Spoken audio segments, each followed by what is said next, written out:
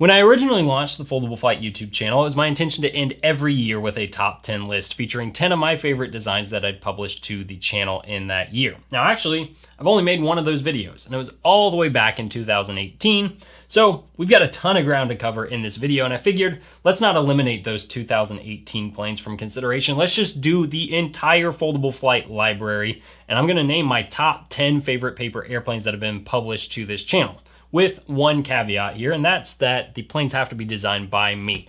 There are a lot of awesome paper airplanes on this channel designed by other designers, but to eliminate any bias in my selections here, we're only considering planes that I personally designed and published.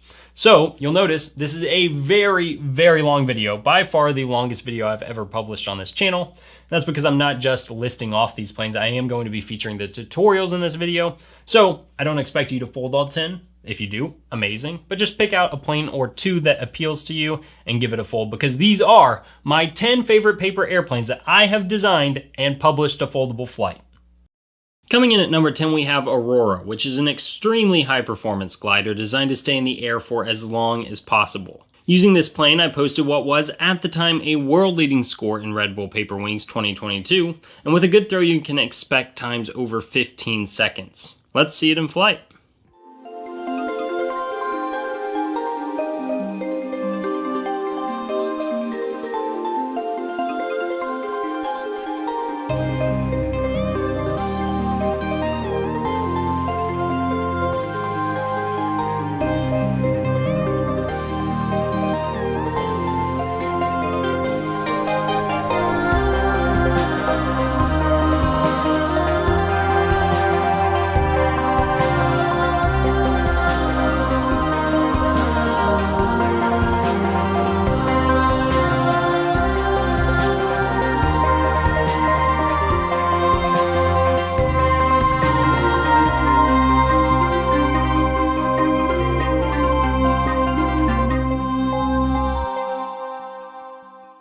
All you'll need in order to fold this plane is an A4 sheet of paper, or you'll need to trim down your 8.5 by 11 inch sheet of paper by cutting 3/4 of an inch off the side to make it just a little narrower. You're also going to need a ruler and a pencil, and I will be referencing some measurements here, so if you cut your 8.5 by 11 sheet down, be sure to use the measurements I put on screen rather than what I say. And with that said, we're ready to fold this plane in half, and we're actually going to fold this edge here to that edge there.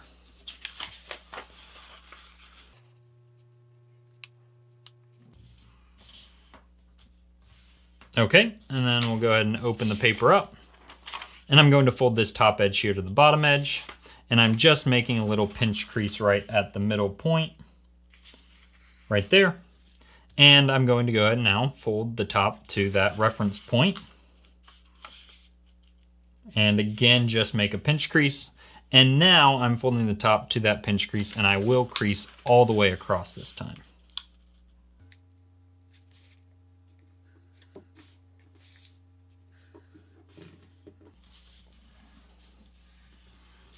Okay, and now I'm going to rotate the paper and fold this edge here to my middle pinch crease, right like so, and just create another pinch crease. So now if I'm looking at this bottom pinch crease here,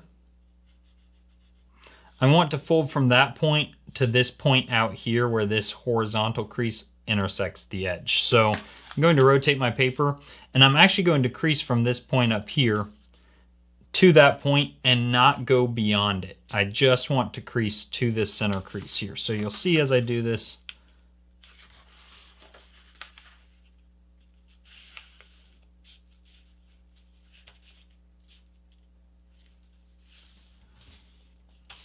when I place this crease, you can see I'm going right to that point there.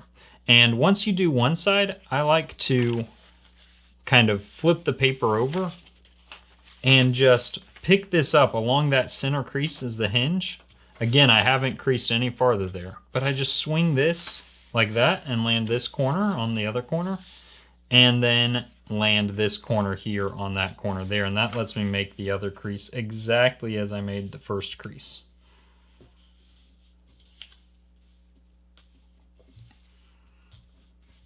Okay, so now if I open the paper back up, you can see we've got these converging creases that are identical. And now I'm going to just kind of reach behind and pop this point up here and fold the plane in half.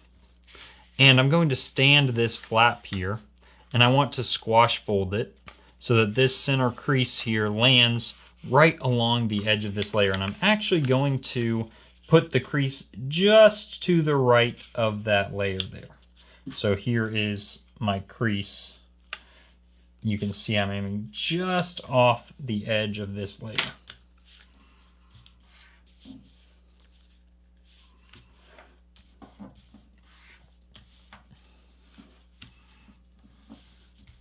And now I can go ahead and flip it over and fold this side just like so. And flatten it nicely.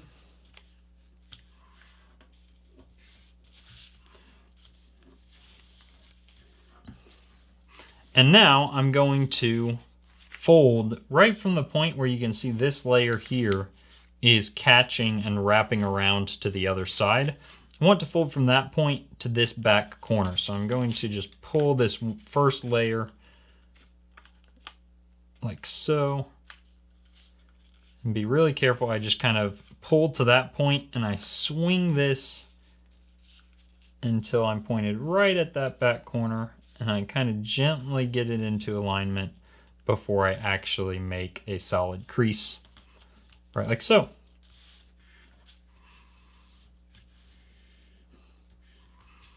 And then I'll flip it over and fold this side to match the other side.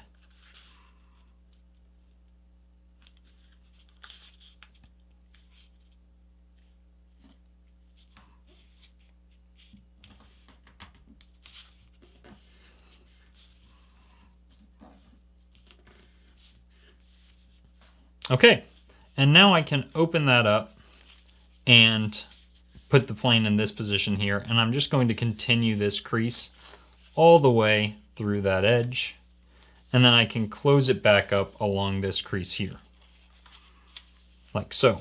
And I'll flip it over and do the same thing over here. So I'm opening this up, continuing this crease all the way to the edge, and closing up along this crease here. Okay, now I'm going to highlight another crease for you. You can see this was that top crease we made. And give me a second to kill that ant. This was that top crease. And we're going to be creasing from this point here to 1 centimeter above this back edge. And if you're just doing this casually, you can estimate. If you're trying to make a competition-worthy plane here, go ahead and measure. So we're going to do just one wing at a time. I want to kind of find that point and crease right to this point here.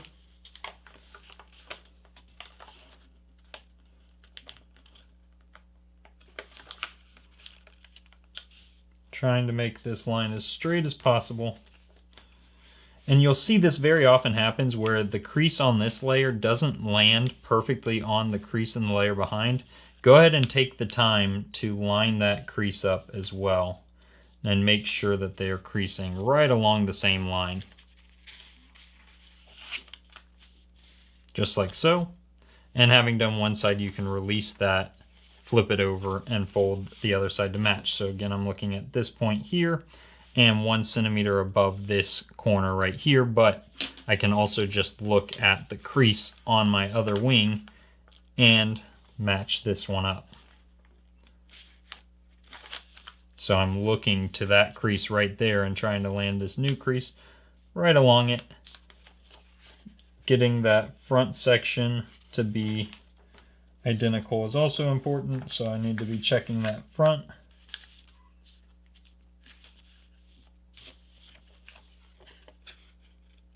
Making sure that's identical on either side. And again, I'm going to go ahead and open up that layer right like that and make sure that this edge is landing right along that crease that I have.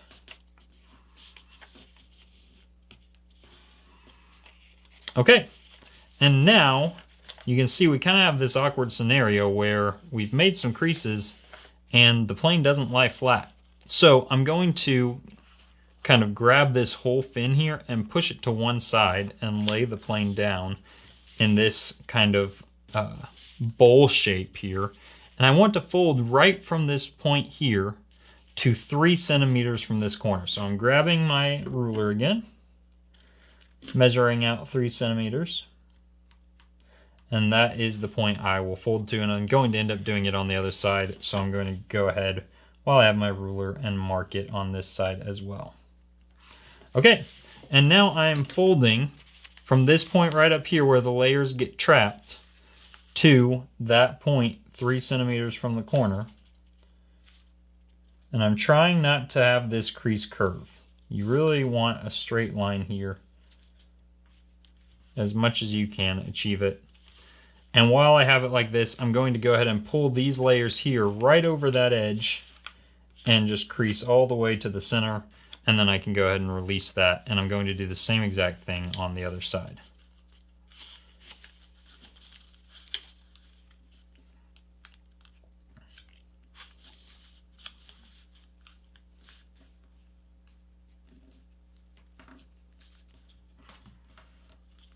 And pull those layers right like so. And the cool thing is now I can fold that right like that on this side, and then I can tuck these in on this side and fold both sides in. So your plane now looks like this, and you've got a rabbit ear right in the middle, which you can stand and then just fold over right like that. And then fold it in the other direction. And then perform a squash fold by standing it and squashing it just like so.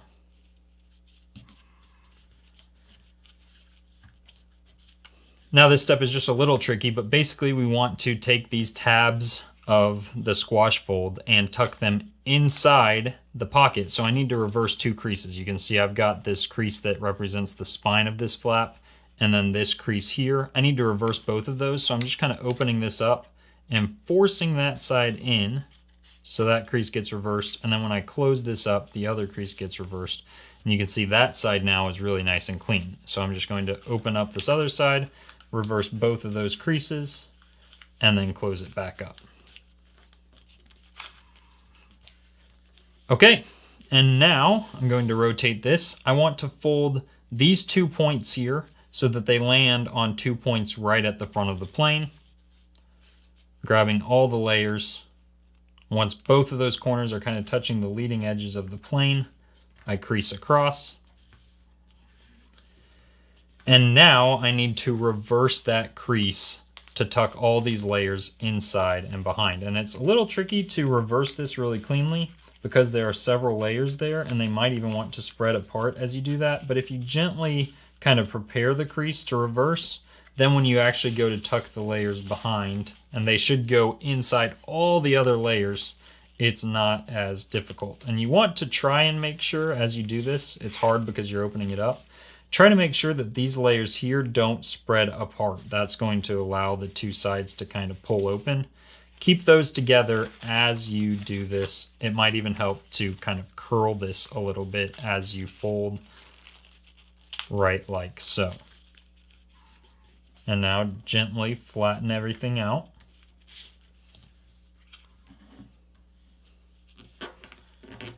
And we can stand this nice and vertically.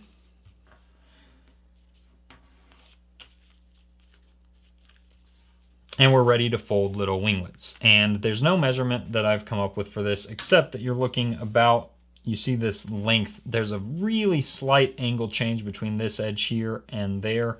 I like to look right at halfway between that, and I'm just estimating here. And I fold straight back so that the crease I make is parallel to this central fuselage. So I'm just starting right there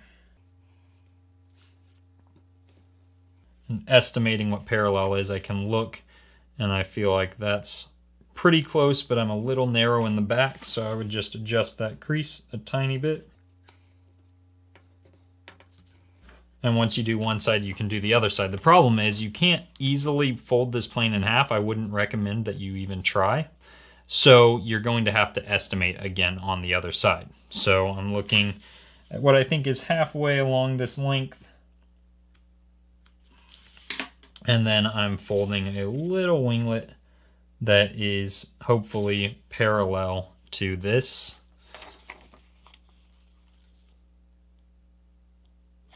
It's pretty close, but again, I think I need to widen it just a little.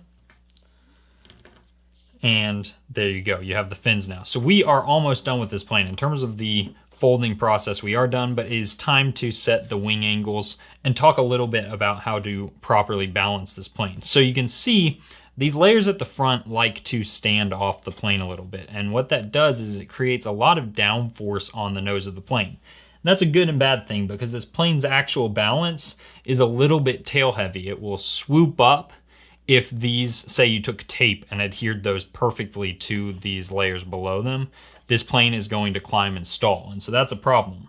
But if you're not using tape, then you really want to control how much that steps away, how much of a gap exists there. And you can reduce that gap actually by adding a little dihedral angle to the wings. So you see that the layers adhere more closely when you do that. The problem is now that's creating less downforce on the nose of the plane.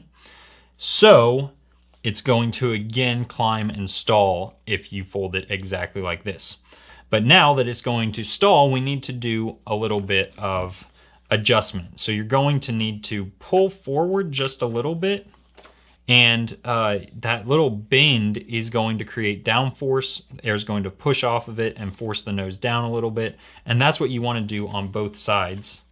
And I know that's very atypical, but that is how you control the balance of the plane. So now you can see there's a little more drag on the front, which I know is disadvantageous in some ways, but that's going to improve the balance of this plane so that it flies nice and level. And whether you want to just have this glide across a room or you want a really good airtime with this plane, having it fly really nice and level with a nice gentle throw is the key. And once you've kind of adjusted these bumps to be the right size on either side, that you're achieving that, that's when you can throw it really high in the air. And I mean, honestly, you can throw this plane pretty much as hard as you want, really high into the air, and you're going to get those flights that are more than 10 seconds long. So if you do find that the plane is diving down, you just reduce the size of the bubbles like so, and that's how you kind of reverse that adjustment.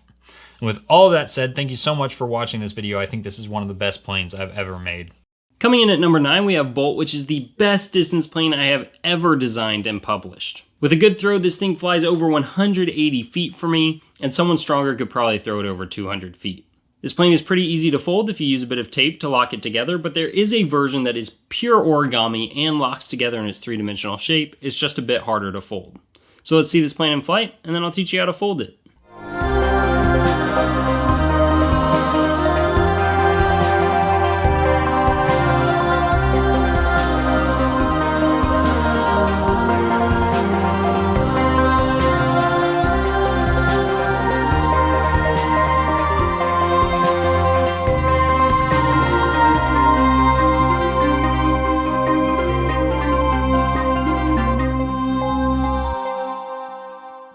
All you'll need in order to fold Bolt is a sheet of 8.5 by 11 or A4 paper. If you want to do the easy version, you will also need a little bit of tape. Otherwise, you can do an origami version that is more advanced. And with that, we're going to begin by folding the right edge to the left edge.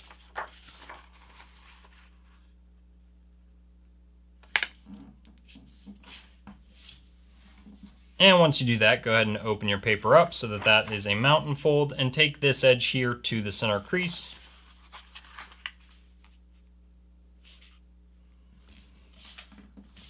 And you'll do the same thing on the other side as well.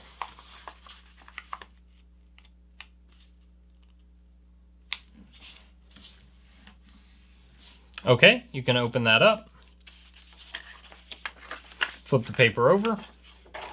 And now gather this crease between your forefinger and thumb and pull it almost to the center crease, but I like to leave about 1/4 inch or 1/2 centimeter between this edge and the center crease, and make that edge parallel to the center crease as well. And you can crease like this, and go ahead and do the same thing on the other side. I just estimate here and make my two sides the same, but you could even book match the two sides if you want this to be exactly symmetrical, which of course is ideal if you can manage it. Okay, and your plane should look like this. I'm now going to take this top edge here and fold right to this edge, but I'm going to leave just a millimeter gap here between this raw edge of the paper and that folded edge below it.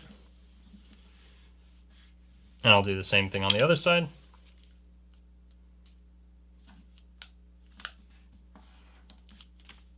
And your paper should look like this. And now I'll take this edge here to that edge there.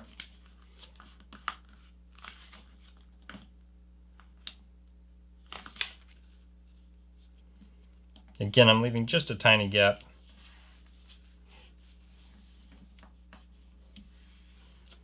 Same thing on the other side.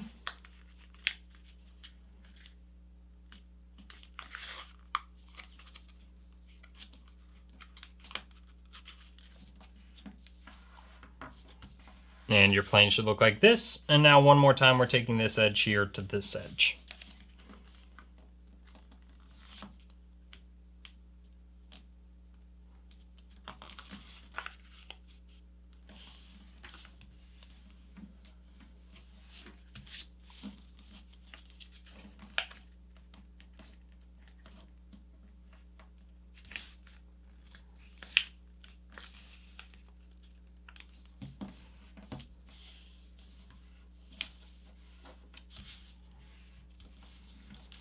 Okay, and your plane should look like this.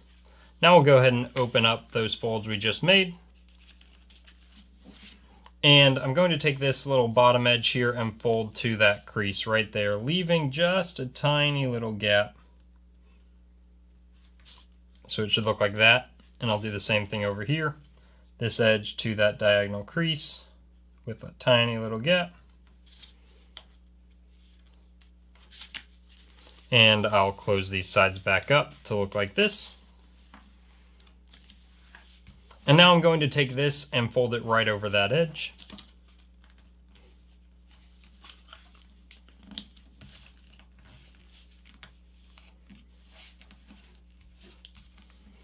And I'll fold the section that crossed this edge here back across. So this new crease I'm making should land right along the edge that's under it.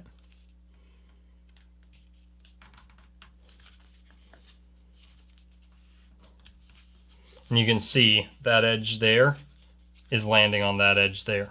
And now I'm folding this section back across so that the crease I make lands right along this outer edge. We're just going to go back and forth a few times here.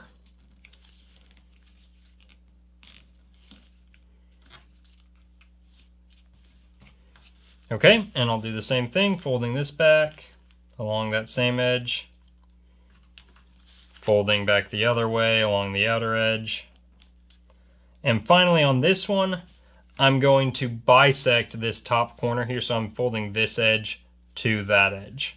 And it will look a little odd because a tiny bit of this paper will go beyond that edge we've been folding to, but that is okay. And when your paper looks like that, we're ready to do the other side, so I'm just pulling this along that edge behind it, or on top of it.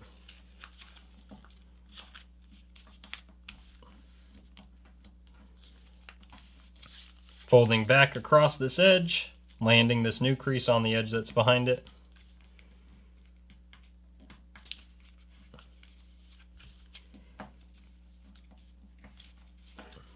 Folding back so that this is aligned to the outer edge. Folding back across that inner edge. You get the idea, but it's just over and over again. We're narrowing the paper. One more time to the outer edge. And now I'm folding this edge here to this edge here.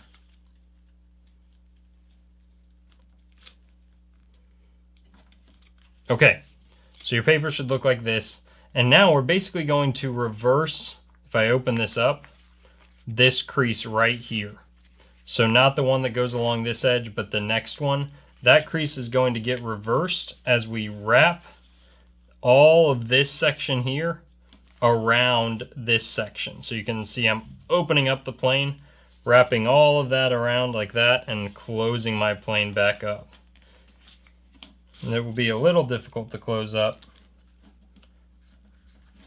but try to roll it into place. The layers will be nice and thick at the front. And we'll do the same thing on the other side.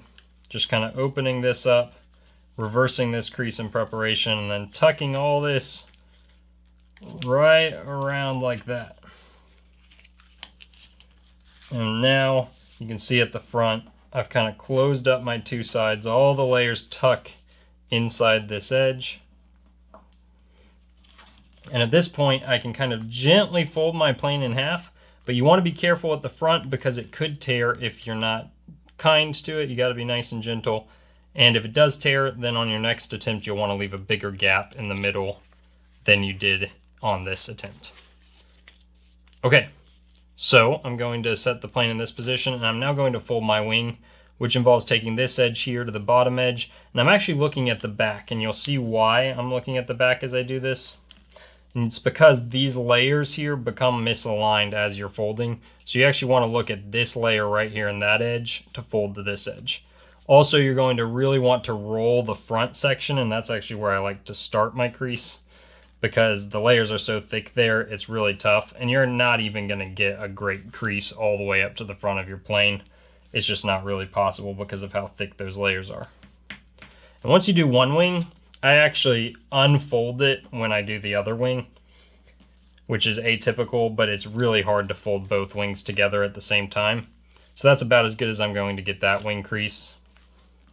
And I'll flip the paper over and now go ahead and do this side. So I'm rolling those layers at the front that are really thick and then folding and landing this edge here along that back edge.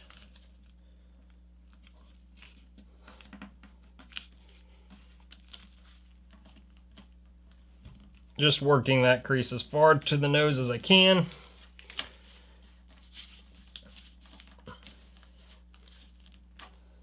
And that's a decent attempt anyways. And you can see we are almost done with this plane. If you are using tape, you literally just apply a little bit of tape right there and a little bit of tape to hold these extra flaps down, and you are done. You can skip to the end of the video where I explain exactly how to tune this plane. If you are making an origami version of this plane, we have some steps to make. So I'm going to leave this plane here, and we're going to talk about the steps that lock this plane together using a big version of the rear half of this plane. So you can see this is just the back half of our plane, and I've already got some creases pre-creased. But basically, you're going to be folding like this on the next step, taking this little short edge to the crease of your wing. And you can see on our major one, our big one here, I've already done that. So the back edge going to that wing crease like that, and doing that same thing on the other side, and then open that up and fold this edge to that crease you made. And with this one closed, fold this edge to the crease you made. And then we're going to open this one and actually reverse this crease here. And then fold in on this crease there, mountain folding, so that goes behind. And here you can see we have this first tab, and basically we're going to be locking these tabs together. And it's a little bit complicated, but I'm hoping by showing you on this big one that you'll be able to see on camera and understand. So as I close this up, I'm going to go ahead and wrap this little short tab in behind this side here. So I'll go ahead and do that. That's the first step. And then I'm going to kind of open this pocket on the left as much as I can and roll these two flaps together on these next creases. So basically I'm rolling the two flaps together again like that, but it's going around this other layer of the plane. So let me lock that together again for stage one. Stage one locks like that. And now I'm kind of opening that pocket as much as I can and rolling them together on their existing crease as tightly as I can. And I know that's really tough. And then letting the paper close back up, and you can see that will lock the back edge completely together, and your nose should be locked too. So let's move back to the small plane. Okay, so now that your plane is all locked together in the back, we have just a couple steps left. And the first is to note the point where this layer wraps around here and kind of begin pulling this layer. And basically you're going to crease from that point there to right the top of your wing crease right here in the back. So just pull it down, crease between those 2 points. And then you're going to take this whole flap you made and reverse it and kind of tuck it inside the wing. So it goes in just like that and tucks behind everything. Looks like that. And then we'll flip it over and do the same thing.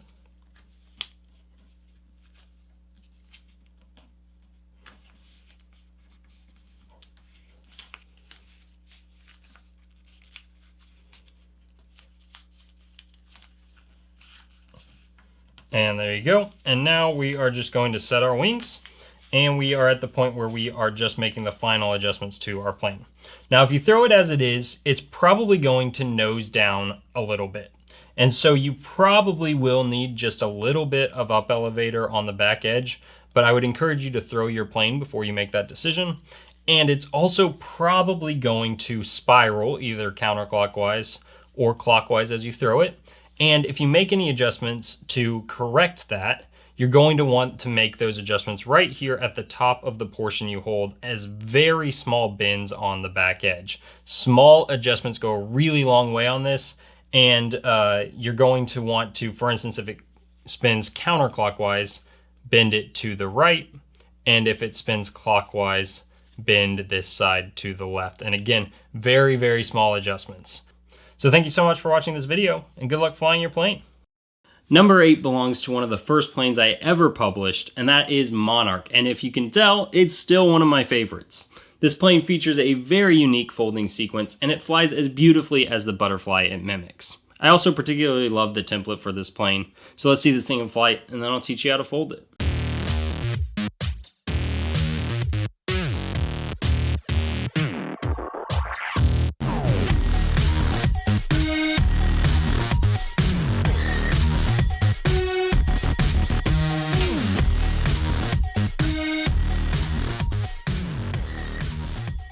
All you'll need in order to fold Monarch is an 8.5 by 11 inch sheet of paper.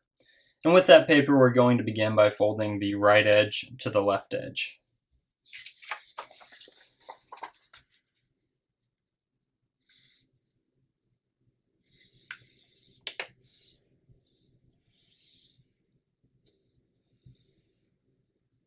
And once you've done that, unfold it.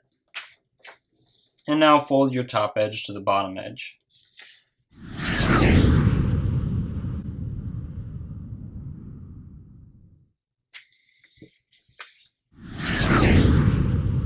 And we'll open that up as well. Next, just fold this top edge to our horizontal center crease here. This plane begins easily, but we'll soon find ourselves in a bit of a mess as it gets quite complicated.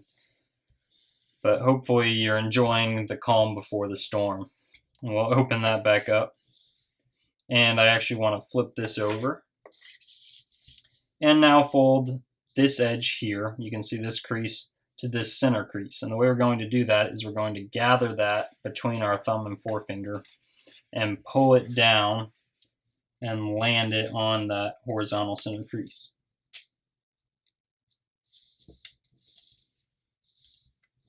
And then you crease, and the crease you're making is actually behind this top layer. You can see right there. And next, we're going to take this top edge and fold it to this edge here.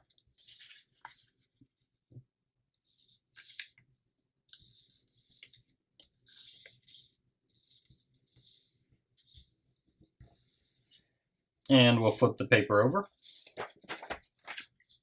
and just fold down on this existing crease here. So essentially we should have an accordion of folds all landing like this.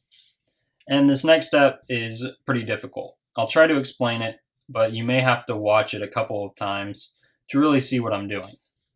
What I want to do is create a crease that is 45 degrees, starting right here at this point on the center crease where it intersects the top edge. I want the 45-degree angle to go down and stop on this top layer.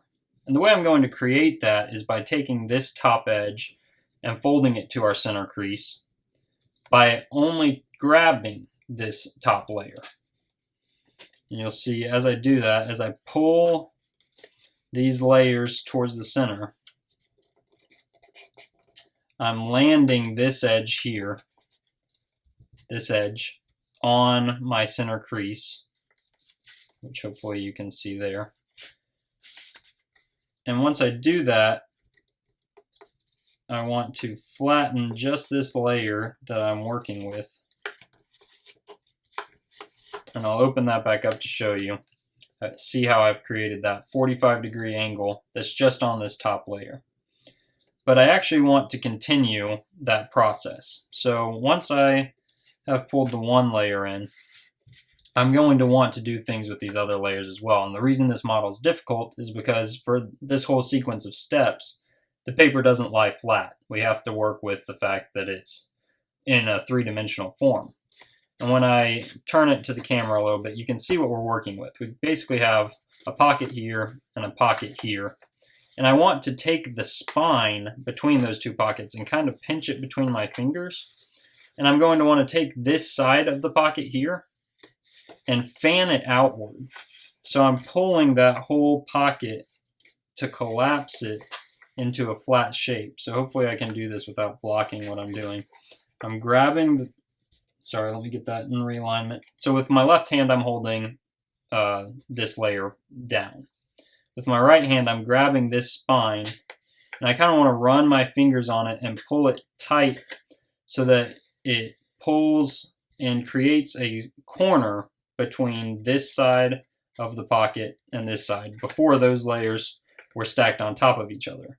But instead I want to fan them out, and once I have them fanned so that this spine goes down, tapers right down to that corner, then once I've achieved that, I'm going to press flat. You can't really see where the crease is being formed, but you can feel it behind this layer here. You're going to press that flat all the way in to the back corner of this pocket here.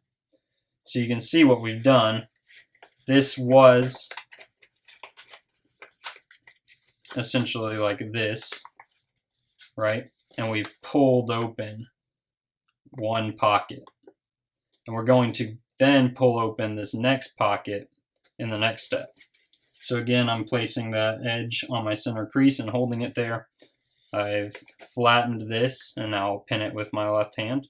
And now I pinch this crease, this spine here, run my fingers along it to get the layers to kind of obey what I'm trying to tell them to do, and pull it, creating a corner right there, right here,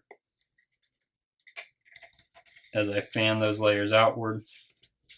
And once I've accomplished that, I'm going to crease right along here, which again, you can't see the crease above the paper, but you'll feel where you're creating it just under this top layer.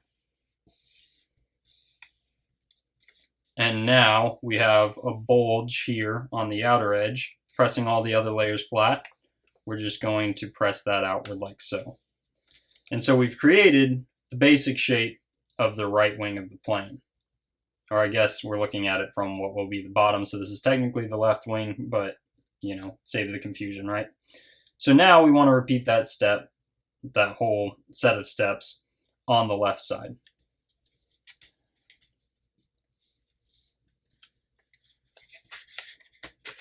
I'm going to hold these layers here as they are, but you can let them go. You can push them back to this position. It's not a big deal, but this will help me by leaving them here, will help me align the other wing and make it identical.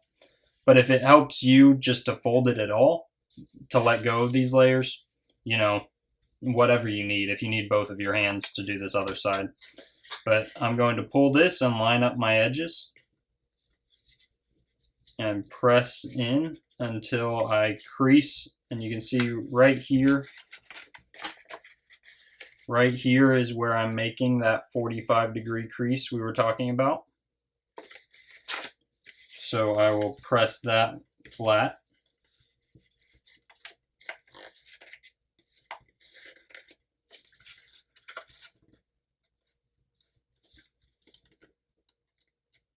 And now holding the plane, I want to kind of massage this spine here into pulling outward and creating that corner right down here between the two layers.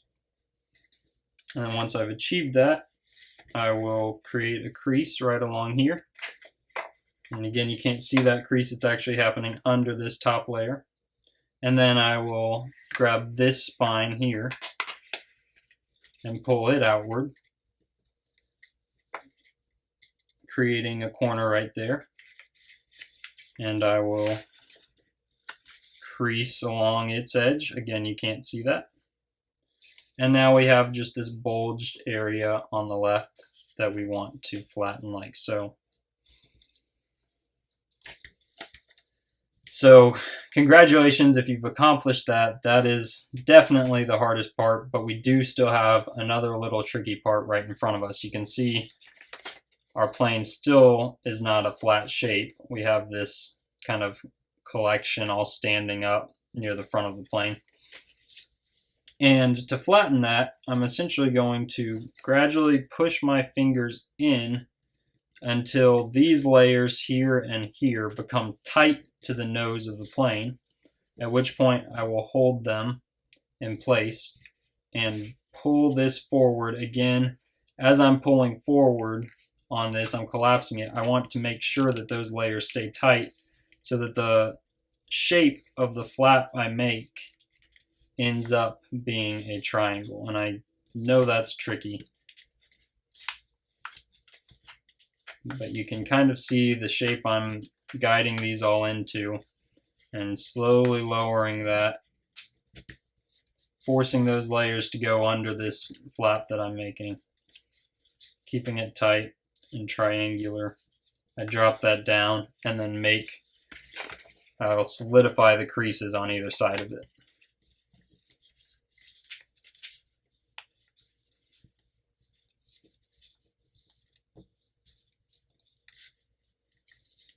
Okay, and next I want to essentially do the same thing with these layers here. I'm going to lift this tab up and tuck these layers in on either side of it, like so, and forcing them to make creases underneath it as I press this whole thing down together. And I'll show you where those creases land once I've completed this step. Okay, so there's what it looks like when you're done. Here's what the crease looks like. So I have a valley crease right here and a mountain crease on the edge of the triangle. The valley crease, basically the space between this mountain crease here and this valley crease here, goes tucking under the triangle.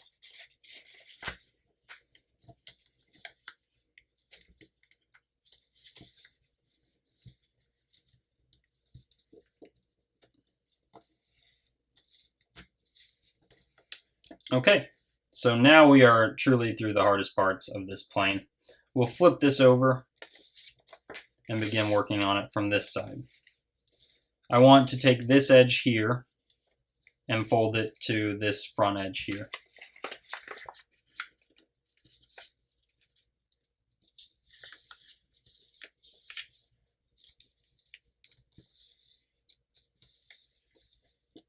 Okay, and now I'm going to fold this outer edge back so that the crease I make lands on this edge here.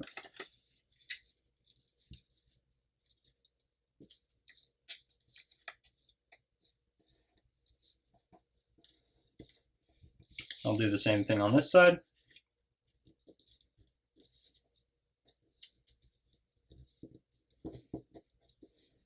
Okay, and now we actually want to open the plane back up like this, and then we're going to reverse this crease here which is a valley crease, and we're going to reverse it so that we tuck all these layers, or I guess it's just one layer, tuck this layer behind and into the plane.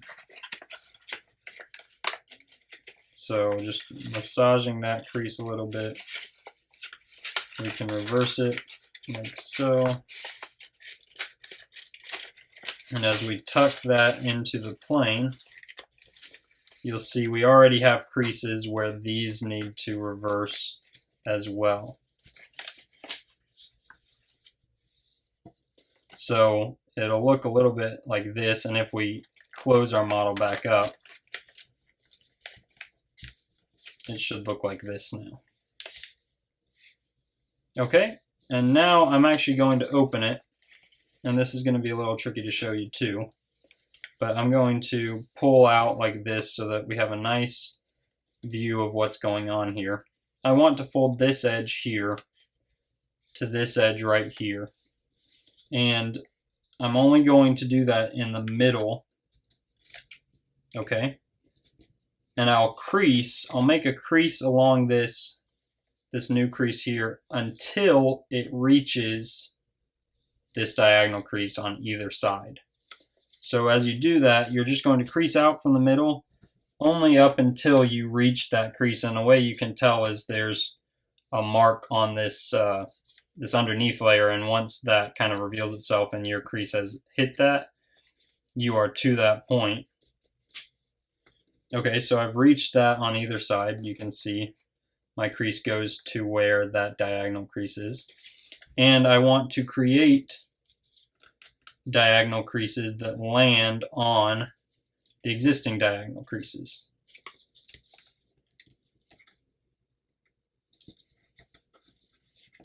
Like so. And again, those just go until they reach that. You can see we have kind of a three-dimensional pocket. So I'll open that up. You can see we have a horizontal crease here that hits these diagonals, and then diagonal creases that again just end where they intersect that diagonal. And once we've done that, our plane once again doesn't quite lie flat. We'll collapse the whole thing in on itself, like so. And now I'm going to flip it over before I flatten anything. You can see these layers here on the outer edge don't lie flat. I'm going to just flatten them like so on either side. And there you go. You've made it through all the folding you have to do for Monarch, but we're going to do something really quick to help it fly a little better. We'll curve the wings slightly.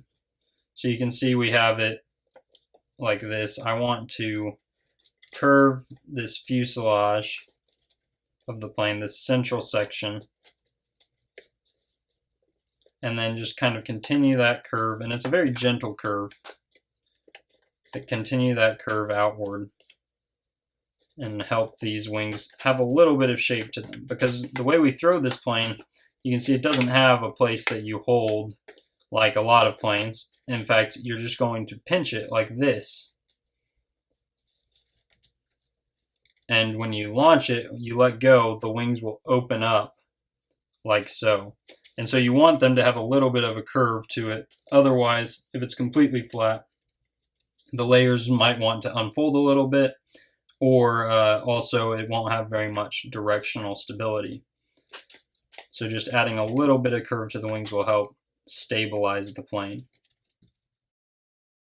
At number 7, we have F-41 Silk Shark. This jet makes the list for its unique appearance, ease of folding, and high performance. The folding sequence for this plane is similar to that of Diamondback and some other jets, but its namesake fin sets it apart from all others. Let's see this plane in flight, and then I'll teach you how to fold it.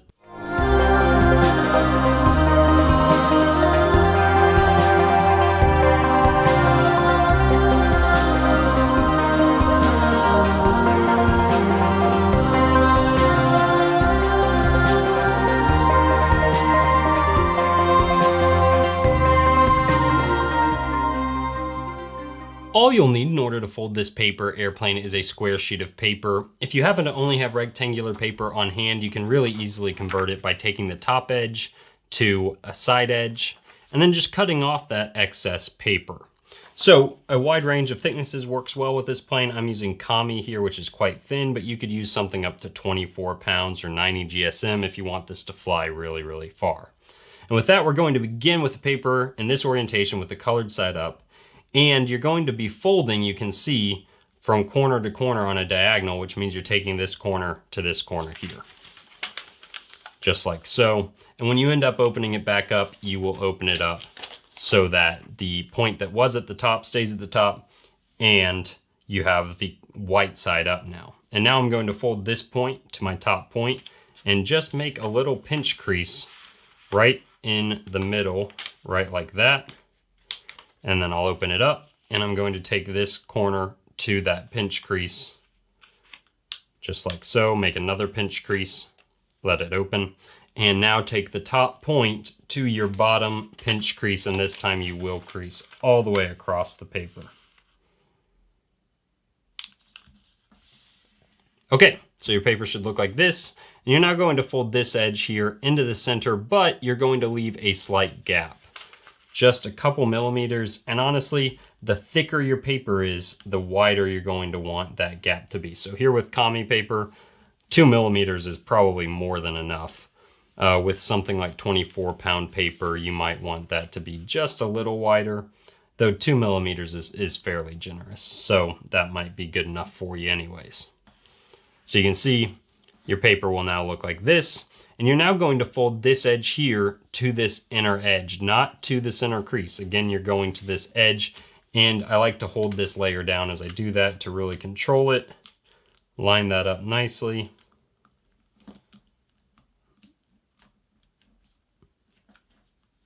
And crease just like so. Okay, and then I'll do the same thing on the other side.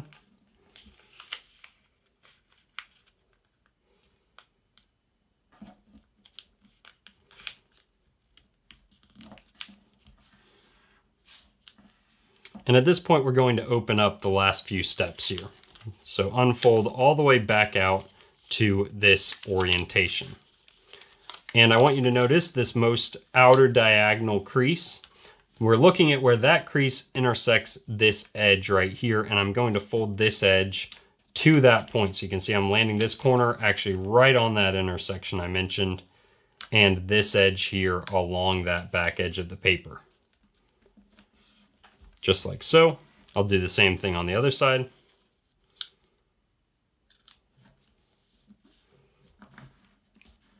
And now I'm going to fold this edge in to that crease right there, the 45-degree angle.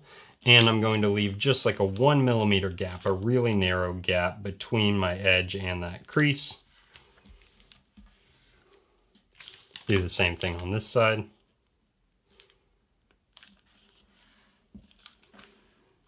Okay, and now I'm going to fold this point here up to the top of the plane.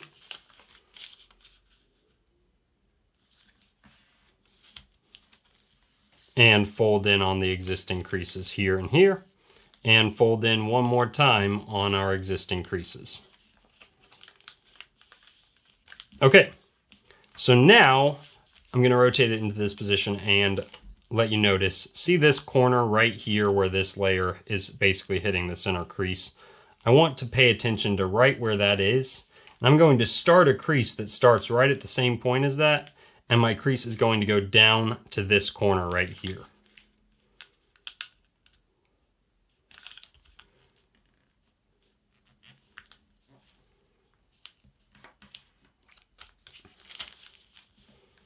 Okay, and once I do one side, I'm going to fold the other side exactly the same way.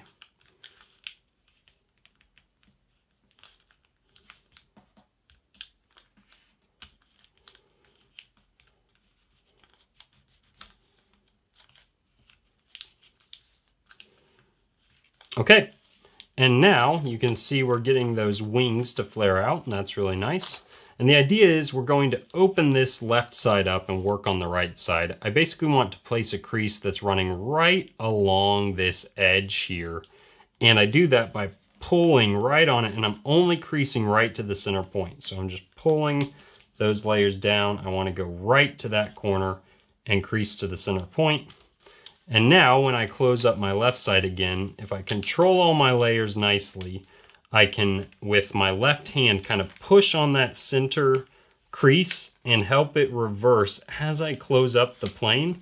And I like doing it this way because now I can perfectly match this side to the first side. I'm actually making a new crease as I do this now, right along the spine. And I think that's a nice way to do jet folds. Okay, so the plane looks like this. And now I'm going to fold a tail by reaching into this pocket, reversing the center crease, and pulling this forward. And you can see as I pull forward, that point of inflection is kind of moving forward with it. And basically I want to position this so that this front edge of the tail is perpendicular to the bottom edge of the fuselage, and that I'm pulling it all the way tight to these corners back here. And that's kind of how you determine how far forward to pull this. So you can see it doesn't have to be perfect. That's just a general reference. And obviously the tail won't be staying in this position, but that position is what we need for the next step. Okay, so in order to prep for the next step, I'm going to reach into this pocket of the tail and I'm going to pull it right along this edge of the fuselage, just like so, and place a crease on the tail right along that edge. And I'll do the same thing on the other side. And now I'm going to go ahead and make this next crease and then explain it after I make the crease. So the way that I determined exactly how to make this crease, basically I pulled this side until the back edge of what is going to be the fin is perpendicular to this bottom edge. And once that happens, once I move that, well, you can see this is at this slope. Once I move it into a vertical position, that's when I place a crease on this layer. Then I'm going to hold it like that, flip it over, and do the same exact thing on the other side now, just making this side match the first side. Okay. And now I'm going to take this point here and fold it right to this point, this intersection of that edge and this edge here. And I'm not creasing all the way, I'm just making a little reference point on the back edge of the fin. And now we're about to do a swivel fold. So first I need to prepare by folding this edge to that edge. Right like so. And now I want to crease from this point where that crease hits this edge to this point right here. Highlight that for you. That point right there on the fin, that is kind of the halfway point. So I'm creasing from this point to that point, pulling that open, making that crease. And you'll see as I do that, I have to actually, there was this crease right there, that little short one, that's going to get moved. You're not actually going to use that crease. You're going to make a new one right next to it. Okay, and once you do one side, you can flip it over, fold this edge to that edge right there.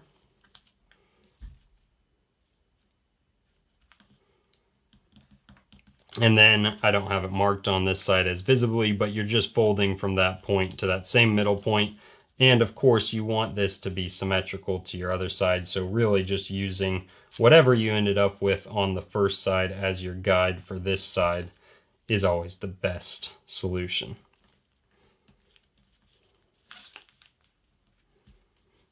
Okay, so now we just want to put this layer right here on the inside of the fin. And in order to do that, I need to reverse this crease and put it back inside the fin like so. I can close that side up. I'll do the same thing over here. Just reversing that crease, not making any new creases, and allowing it to close up just like that. Okay. I'll rotate it into this position here, and I'm just pulling this flap now down kind of at its natural breaking point, which should be right along this edge here. And then I can open up that fuselage and tuck the excess paper here inside, making a new crease. Right like that, and close it all up, and that's going to lock that side together. And I'll do the same thing here. So I open that up at its natural breaking point, open up the fuselage, tuck this in, making a new crease, close it all up. And now our plane is locked together really nicely. So all that's left to do here is we're opening up the wings right along that bottom edge of the fuselage. There's one side. Do the same thing on the other side. And now you can see the wings will bulge a bit. You can fix that by kind of setting them. Imagine my hand is the edge of a table. You can set the wing right at the edge of the table and brush out that excess paper and really smooth the wings out that way. Obviously, I can't really do that on camera here, but know that you can do that to help smooth your wings out. And the last thing is, if you would like these, rather than coming to a point, to be truncated, you can truncate the wings just by folding a little corner, making this crease parallel to the bottom edge of the fuselage, and then inside reverse folding that little corner you folded, and you can see that truncates the wing if you prefer that aesthetic. It's not important at all. It doesn't improve the flight. It's just a slightly different aesthetic if you like it. And of course you can do that on both sides. So thank you so much for watching this tutorial. I hope you have a lot of luck flying this plane. Coming in at number 6, we have Katana. Now this plane utilizes some really interesting origami to create that amazing afterburner at the rear of the plane. And not only does it look amazing, but this plane can fly over 100 feet too. Let's see it in flight.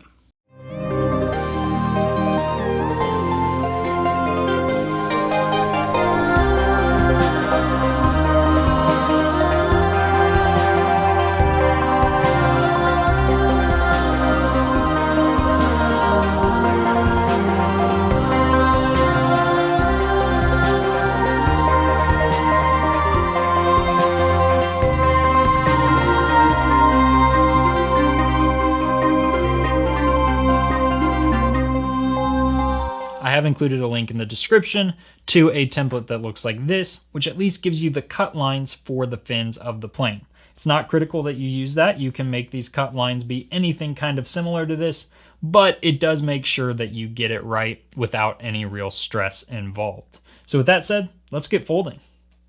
All you will need in order to fold this plane is a regular sheet of printer paper and a pair of scissors. If you use this template, just cut it out along the outer line. If you are using 8.5 by 11 inch paper, that's the American standard, remove 3/4 of an inch from the edge. That will make it a little narrower and make the plane work for you. If you are using A4 paper, that is what the plane is designed from, you're good to go. And with that, let's begin by folding the paper in half from right to left.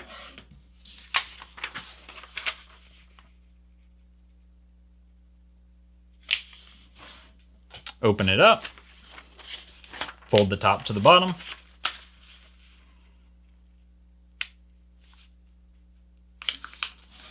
open it up again, and fold the top to the crease you just made. And now you can open that up and flip the paper over, pull the crease you just made down to the bottom horizontal crease, and you can crease all the way across on the layer behind. And when you open it up, it should look like that.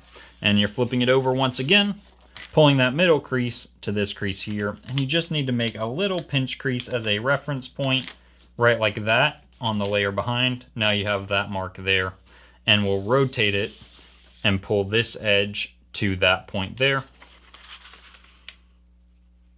And you're just making a little pinch crease like so. Okay, and I'm going to rotate it back into this position.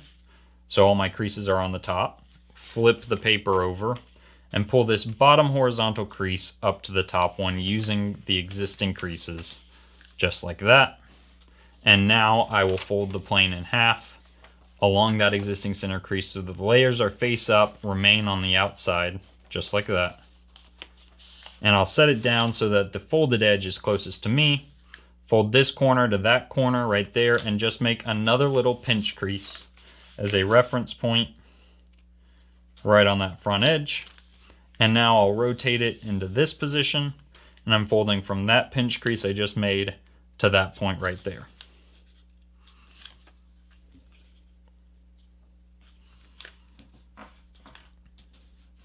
Okay, I'll stand that whole section up and squash fold it just like so. And you want to land this crease along that edge there and flatten all that out. And now I'll flip the paper over and fold along this existing crease here, but reverse it just like so. Okay, I'm going to rotate the paper now into this position and fold from this point right here to that point back there. This front point, you can see you've got this flap. The front point is where that flap will catch. And don't pull too hard at the front because you can tear that section. So kind of just loosely begin to place your crease at the front and then swing toward this back corner.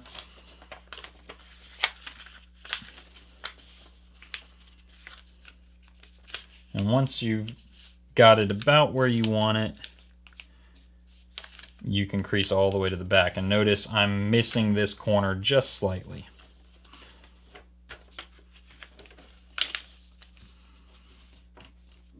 So there is what that crease looks like.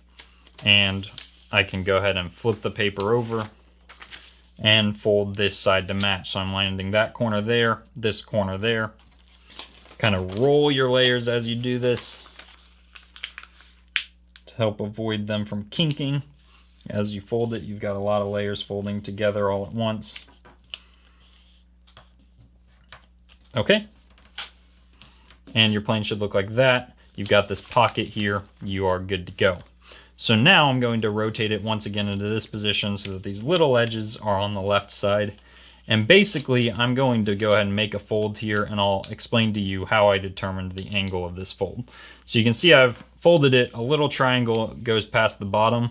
Basically, the way I determine that angle is if you open it up and look on this side, you've got that little layer there. I'm continuing that angle on this side. So I'm just looking for the edge of that layer as I make this crease and creasing like so. I'll flip it over and fold this side to match.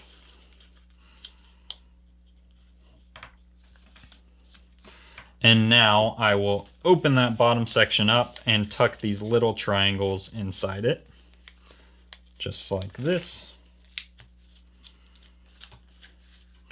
And now I'm ready to make a crease that starts at the nose of the plane. And I'm going to land this edge of this band, holding the whole band together along this edge here. So watch, as I do that, make sure my crease is starting at the nose, and then I'm landing that band on this edge. And notice I'm not going to crease this pocket here. That pocket opens up as I do all this. I'm just creasing this edge right here and the edge inside my pocket. You can see that little edge in there. And now I'm ready to flatten my pocket by lining this crease up here with that back edge. Right, so that crease goes right to that edge and I can flatten. Okay, I'll flip the plane over and fold this side to match that side. Crease starts at the nose.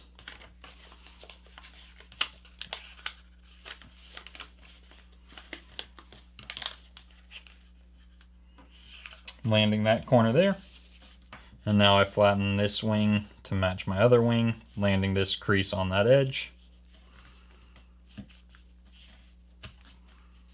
Okay, and now I need you to notice a certain point. So we're going to open this up at its natural breaking point. And I'll close that back up so we have that crease. And now pay attention to where this edge is going. I'm just going to burnish it. The intersection of where this edge goes and that crease is right here. That's the reference point. And then I'll highlight this as well. This crease here will be another reference for this next fold. Basically, I'm pulling this corner to land along that crease. And I want this edge to land right along that reference point as well.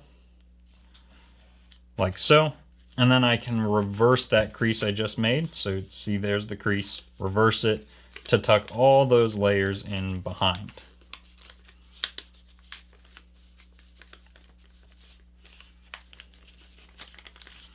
And once you do one side, you can just fold the other side to match. So I'll flip the paper over and fold this forward just like so.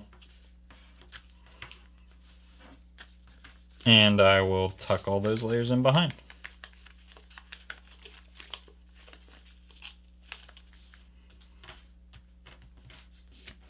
Okay, so your plane should look like this.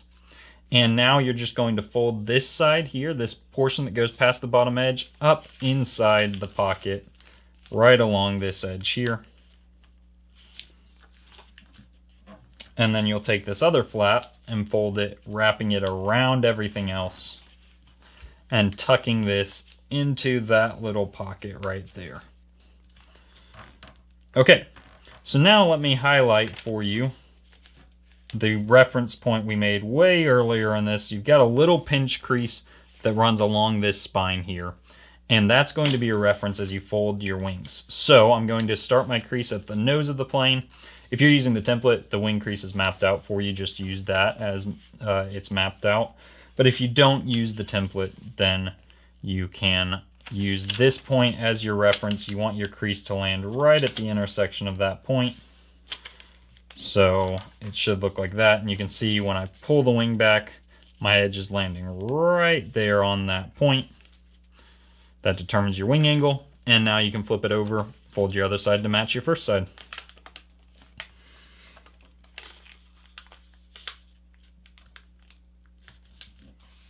Okay. And now we are ready to cut our fins out.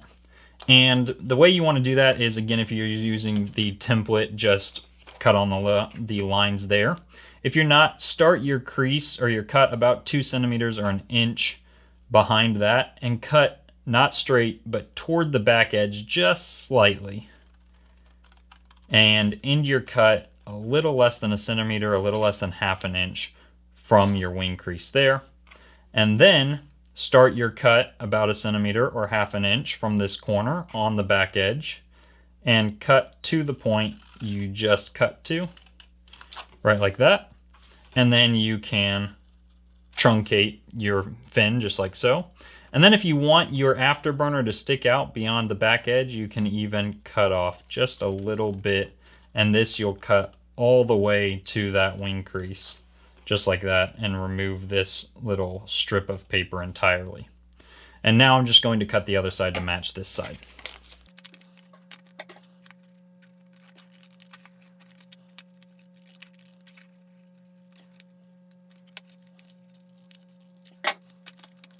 Okay, get those out of the way. And now I will fold my wings down along their existing crease. Fold my fins up so that this crease I make is parallel to this edge right there.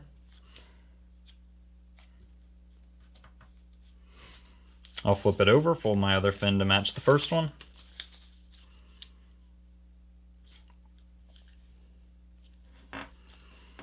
And now we are ready to open our wings up and kind of create that afterburner on the plane. So the way you do that is you're going to hold your plane pinched closed right where this is intersecting, the fuselage intersects the top edge of the wings. And then you reach into this back section, just like that, and you're going to press down along the spine of this plane. And as you do that, as you force it open, so you can see from the top edge, basically what I'm doing is I'm forcing it open. But you want to make sure it's closed to the point right there where that intersects. And from the bottom, you can see as you're forcing it open what's happening. You're creating this kind of concave section here. And that creates this opening that becomes the afterburner. And then you can shape the afterburner by rolling these back edges into a circular shape. So you're just kind of creating a bunch of mini creases or this rolled tension in the back edge. And you can shape that for as long as you want, but you can see it starts to become more circular as you do that. I'll just do that really briefly on this side as well. Mine's not going to be perfect for the sake of this tutorial, but I just want to show you the idea of how you shape that afterburner into a circular shape. And you can see you also are getting this kind of opening between the two wings, and you can control how tight this opening is by basically how far in you're pushing this concave section. And you can play around with that on your own plane. You can see that opens up a bit more, but if I push that back some, that will bring those together, and the plane kind of holds itself in that shape. Of course, you can pull it apart, but if you don't, there it is. So notice that this plane will dive down if you don't add any up elevator. So the first thing you're going to want to do after folding this plane is kind of curl the back edges up. I mean, just like kind of pull on them and release just like that on either side. And the nice thing about that is it doesn't disturb the back edge at all and add any wrinkles to it. But if you find that's not enough up elevator, you can create little dimples in the back edge, just like this, bending them up. And that helps compensate from the plane's natural tendency to dive as well. So with all that said, thank you for watching this tutorial, and good luck flying your plane. At number 5 on our list, we have Lancer. Now, as you can see, this plane is just absolutely wicked. It boasts 2 vicious prongs, and its slender shape conveys its incredible speed. Now, with a good throw, this plane can fly over 150 feet, but I will warn you, it is very hard to fold, so accept this challenge at your own risk. And with that in mind, let's see this plane in flight, and then I'll teach you how to fold it.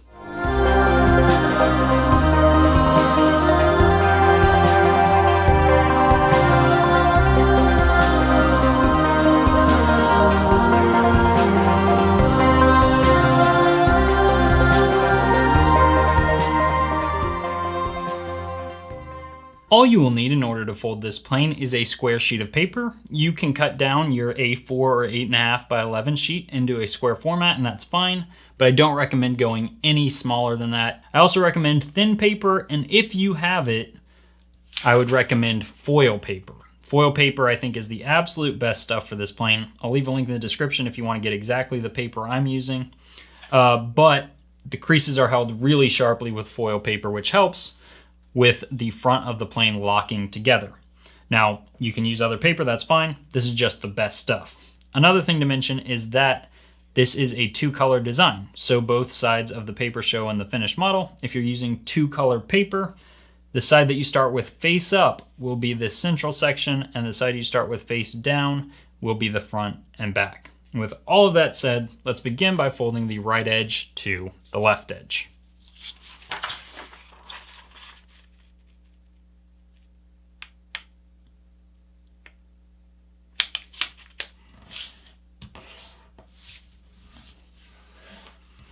Now I'll go ahead and open that up so that this is a mountain crease in the center, and fold your top edge to the bottom edge. You're not creasing all the way across though, just provide a pinch crease right in the middle, and then open that up and fold the top edge to that point.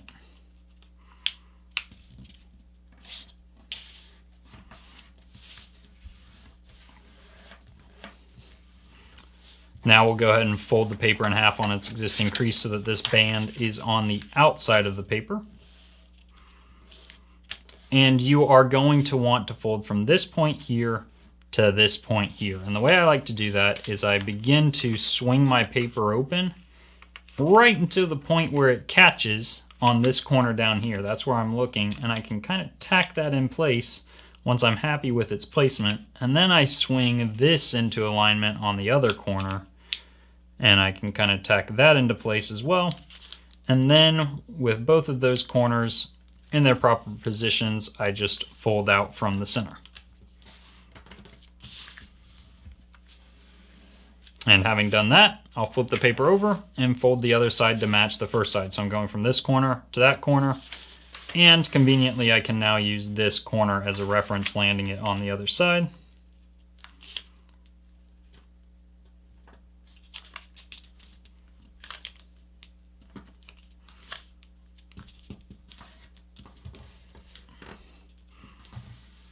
Okay, and now it's important to note that this is the corner here where the 2 creases you just made converge. So with the paper in this orientation and that corner on my left, I'm folding this edge here to this edge right here.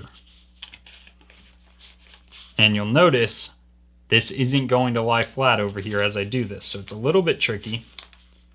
But try to control all your layers, and you're landing this edge on that crease, and make sure the new crease you make goes right through this other corner and then all the way into the pocket, which I'll be working on in just a second.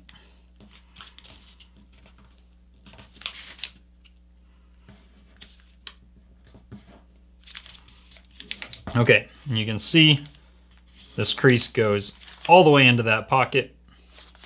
And now I'm going to lie this flat, and I'm folding this back just far enough to reveal the edge, this edge right here, below it.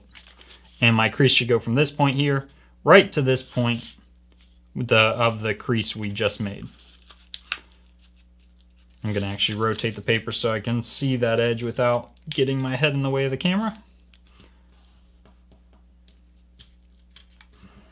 So you can see this crease here is right on top of that edge and goes right to that point. And once I've done that, I'll flip the paper over. And now this point where the creases are converging is on the right. And I'm folding this edge here to this left edge there. And again, this is not going to lie flat. My new crease should go right through this corner here. And then it should go all the way into this pocket.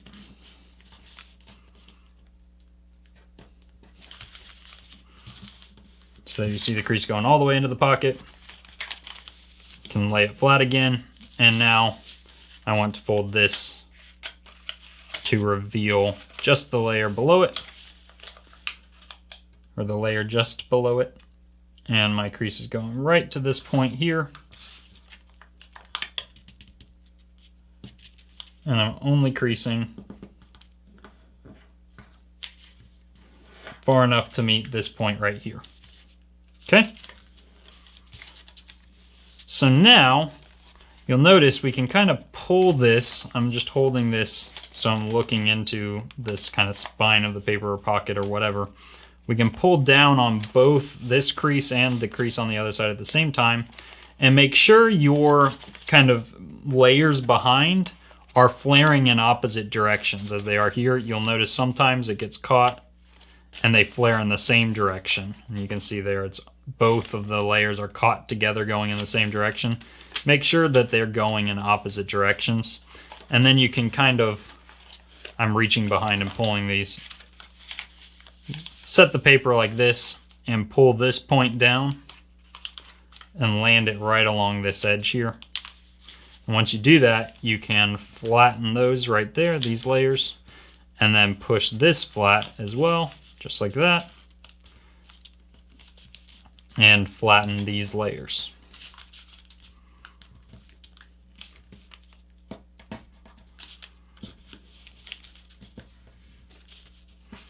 Okay, so the paper should look like this. We're now ready to flip this over, and we can stand this whole section vertically. And I'm going to squash fold this whole flap here.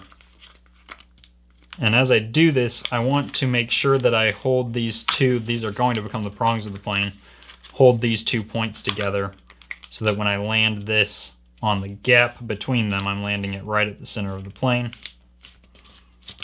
And then I flatten this out.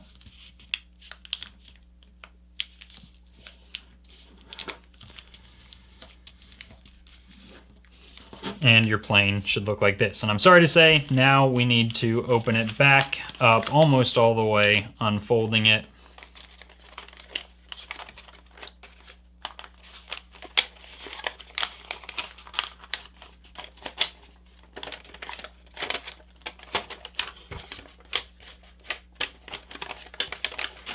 I'm reaching behind here and grabbing even that layer.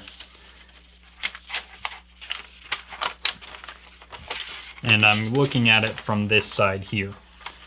So this is my bottom side, and the way we're going to identify that is it's important for you to see this section, or actually this whole crease, this horizontal crease, is a valley fold. So make sure you're looking at your paper from an orientation where that is the case. But we want to keep this central section a valley fold, but as soon as we get left of these diagonal creases here, this section needs to be a mountain fold. So I'm kind of reaching behind the paper and starting to push it into that orientation. And Likewise, this diagonal crease that mirrors this one needs to be a mountain fold as well. And also, this crease here, which is a mountain fold, needs to become a valley fold. So you see you've got a set of 3 creases on the side. We're looking at the innermost one of those. That becomes a valley fold.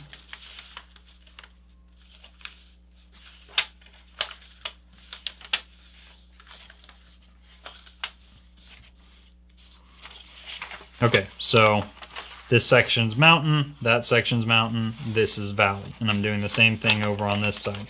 And I can kind of work on this diagonal crease at the same time that I'm kind of bending this.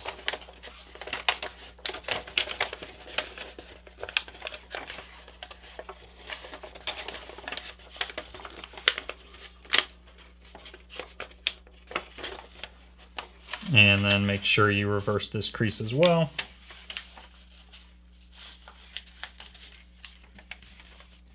Okay, and once we've done all that, we can then make sure you're enforcing, sorry, I'm making sure my paper's doing it. We're going to be folding on these creases, and basically I'm gathering the paper. Make sure that this is a mountain that's kind of fighting against me, and collapsing it by pulling this section in, just like so. And you can see we've got all this extra paper. That's okay. We're going to fold, assuming you've got it like this, fan it open, we can just fold this in half, set it aside, and we can refold the creases. Again, looks like this, folding in half. Fold along that crease, fold along that crease. You're looking at it from this orientation, and you can just do the pulling this open and forward again, just like so. And I know that was a little confusing, lots of flipping the paper over, but hopefully you were able to kind of collapse the paper into this orientation. And this side looks different than it did before. This side should look just like it did before.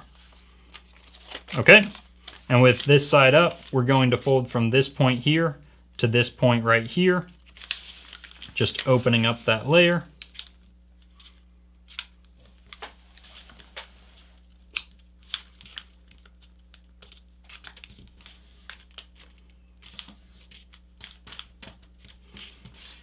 And we'll do the same thing on this side.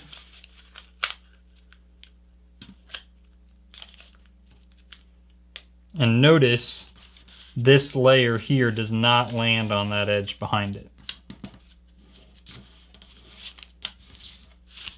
Okay, I'll flip the paper over, and now I'm going to fold this edge here. I'm kind of grabbing these 2 layers together. This edge here is going to fold to the center, and to do that I have to fold it into this pocket.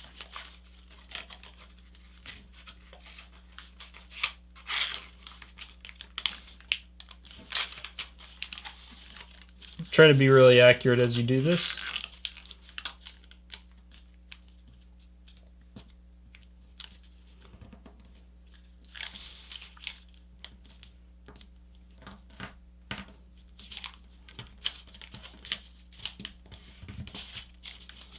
And once you do one side, of course, we're going to do the other side as well. So grabbing these 2 layers together, I like to roll it kind of at the point where that crease is going to end up on the back edge of these layers. Helps me fold cleanly here. Just rolling it in preparation for that crease. And your paper should look like this. Now we'll flip it over. I'm going to fold this whole thing to the left. And now I want to fold this edge here to the center as well. And you'll notice this won't lie flat. There's going to be a pocket at the back edge. And in a moment, I'm going to be folding all the way into the pocket, but not flattening the pocket.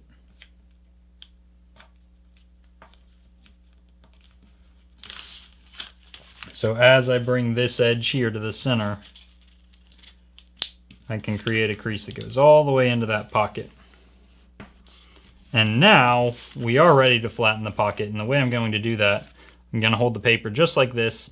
I want to flip it over and look for this point here where these two edges are converging. I'm going to kind of mark that with my thumb. And looking at the edge, I'm going to line up my finger at the same point on the opposite side of the paper. That point is my front reference crease, and my back reference crease is right where this crease is meeting in the point of the pocket and the back edge of the plane. So I'm folding right from this point here into that back point of the pocket.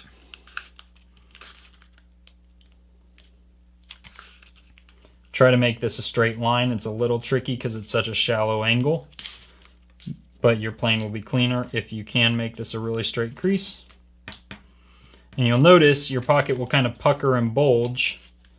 You can kind of flatten that out once you've made your crease.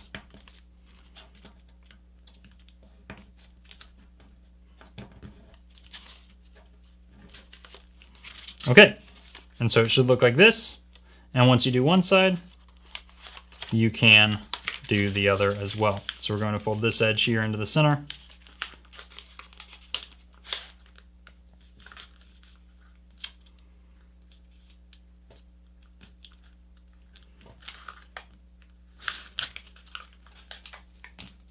Creasing all the way into the back of that pocket.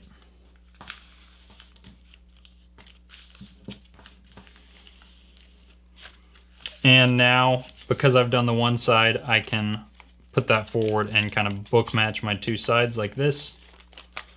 Set it down and fold this to land right on this edge here that I've already got.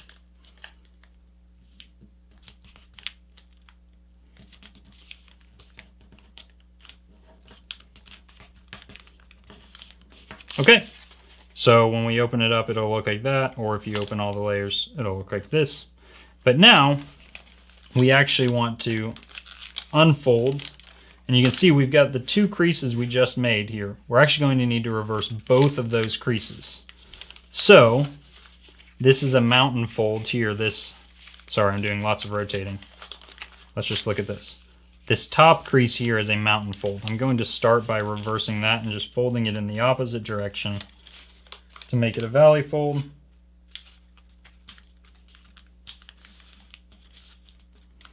And then, just holding it like this, you can see this other crease here runs right along this edge. And basically, I'm just going to want to crease. I'm pulling this layer in, and I can reverse that just by doing that. And the only tricky part is when you get back towards the back, getting your crease to go right back to this edge as you reverse it's a little tricky. But as long as you can make that a nice, clean, straight line all the way to the back edge, and then we've already reversed this crease right here so you can lay it down nice and neatly now. So we just brought those layers to kind of the other side of the paper. So I'm going to unfold them again, flip this over, and we can look at them. I want to reverse this crease here.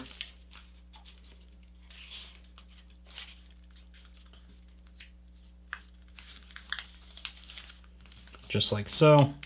And now I'll unfold that. I want to fold this whole thing in right along that top edge, folding into center.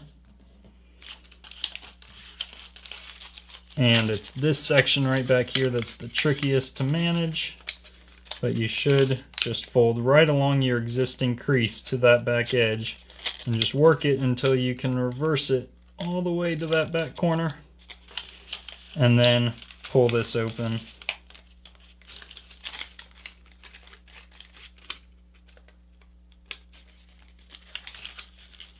Like so.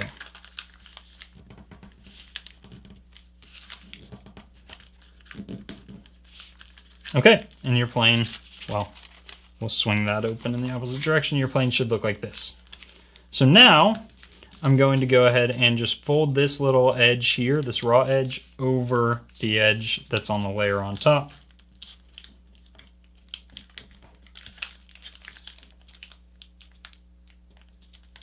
Just like so. Do the same thing on the other side.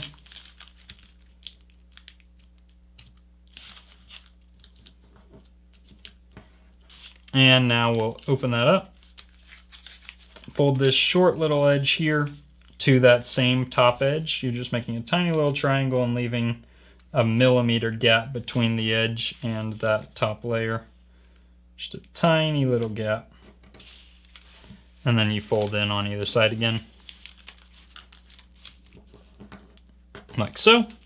And now we're on to, sadly, what might be the most complicated step of this whole plane.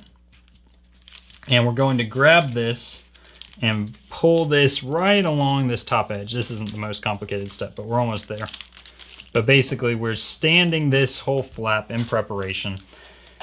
And we're going to do a complicated fold here. Basically, I'm pulling these sides open and pushing on this at the same time. And I want you to watch as I do this. This is something that's hard to explain as I'm doing it, but you'll get to see how I've done it, and then I'll explain exactly what I did. So I'm pulling this open and kind of beginning to squash by pushing down on that side. Maintaining a lot of tension outwardly as you do this can help. And I want to squash this. There are a lot of ways you could squash this, but I want to create an edge on this bubbled layer that lands right along my center crease. And doing that's tricky, but that means you're taking most of the slack of the paper this direction. And you're kind of just roughly placing it. And as you pull this pocket wider and wider, you'll be able to more precisely identify where your edges are going to land. And it can get very wrinkled if you start moving it outward too late. So start early by pulling it toward the right, and then just finally identify right where that edge is going to land. And you can flatten everything like this. I know that's tricky. I hope you can repeat it. That's why I said this plane was difficult, or one of the reasons. You've experienced some of the reasons already. Okay, so having done that on one side, I'll do it again on the left side. Prepping the layer like this, standing it, and I'm pulling it, tapping down on this, making sure I'm opening all the way to that top point, and its outward tension really helps prevent any wrinkling. And then you just slowly work it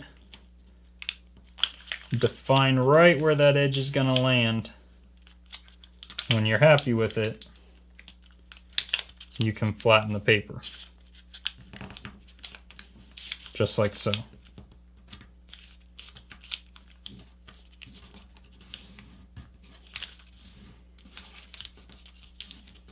Okay, so it should look like this. Now I'm going to go ahead and fold this edge here right to that edge.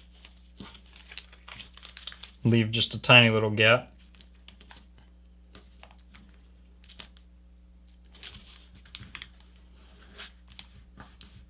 And then I'll fold all of this to the left from this point here up to the nose, and there are some thicker layers that will make that feel like a pretty natural breaking point.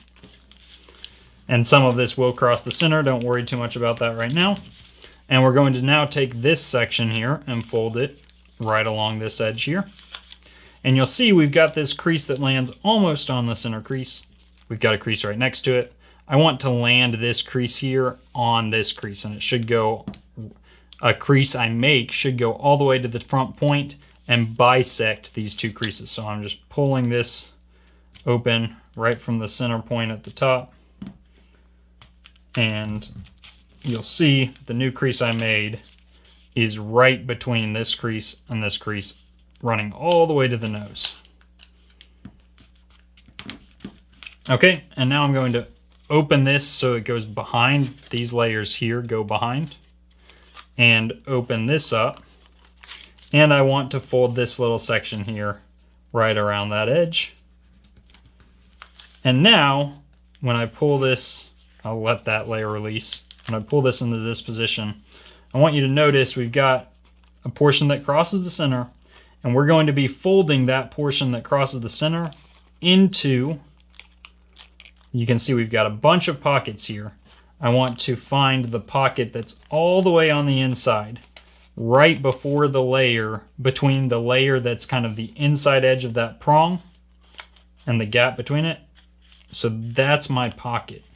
And I'm folding all these layers into that pocket. So I'm going to start just by kind of making a pinch right here at this back edge on the center crease. And that's going to help make it a little easier as I work to roll this all in to that pocket. And this new edge I'm making should land right on the edge, along the edge of layers that already exist. And you can see I'm just tucking all that in to that pocket, and then I can close that pocket up. And you can even work to tidy that up afterwards too if you don't feel like you got a great fold there. And now we've got all of this to work with. And we're just going to keep working on this one side until we get it to completion. And then we'll do all the same steps on the other side. So I'm just going to fold this, right, like so, and I'm pulling it nice and tightly. And I want you to notice we've got this point here where our two prongs kind of come to a point where they're hidden by a layer that's on top of them. And that point where the edge of the prong meets this layer is going to be a reference point. I'm pulling this from right this corner, and I'm just revealing that reference point. Try not to tear your paper as you do that. But the new edge I just made lands right on that reference point I was talking about. And I can open this up and reverse the crease I just made.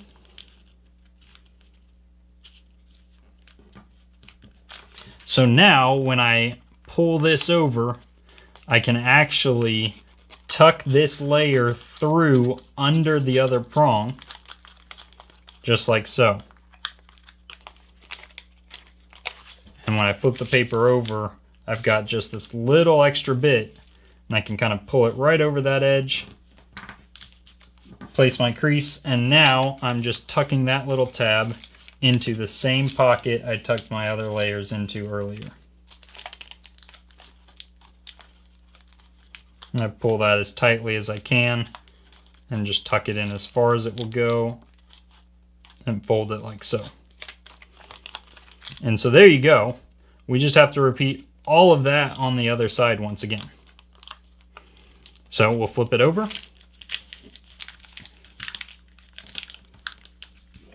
And I'm going to fold this edge here to this edge, leaving just a tiny little gap.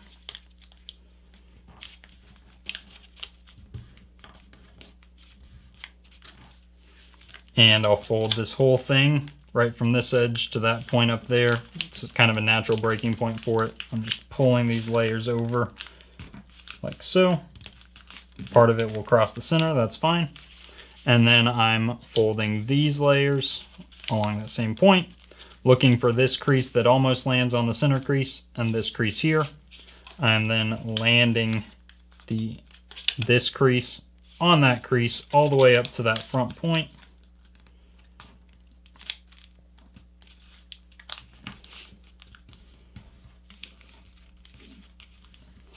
I'll open these layers, allowing those to go behind. Open that layer, and now I'm folding this little section right here over that top edge. And I'll close that up, allowing my layers to release again. And I want to fold the section that crosses the center into that same pocket. This pocket right here, the innermost pocket closest to your center crease. And so to start that, I'm going to just place a little pinch crease right here. That makes it easier to start rolling right over this edge. And again, I'm tucking into that pocket, as you can see. Try to do it tidily all the way up to the front. And now I'll flip my paper over and fold this layer in that direction, pulling it as tight as it can go. And I'm just going to reveal this point. So I'm folding from this point here revealing that point. That's how I'm determining the slope of this next crease. And once I do that, I'll then open that up and reverse the crease I just made.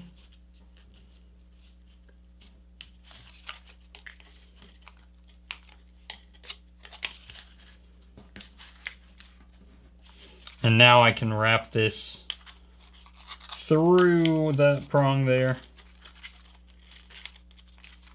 Pull it nice and tight. Flip it over. Pull this around that edge.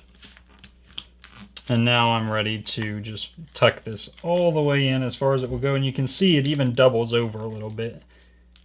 Just like that. And you're just pulling it right along that inner edge and tucking it as tightly as you can. Then closing everything up. And there you go. So now your plane looks like this, and we are almost done. We've got this edge right here, and actually I've got a tension on this that I don't usually get, but that's no big deal. We've got this edge right here, and I'm going to invite you to imagine dividing this angle, the angle between this edge right here and this top edge, into 3 equal parts. And I didn't do a great job of that. That's okay. I want you to place your crease not on this first line, but just a little above it, so that your slope is more like this, and it meets the center not all the way up a third, but close to it. And your crease should go to this point right here. And once you do one side, you can kind of just make your other crease meet that at the center.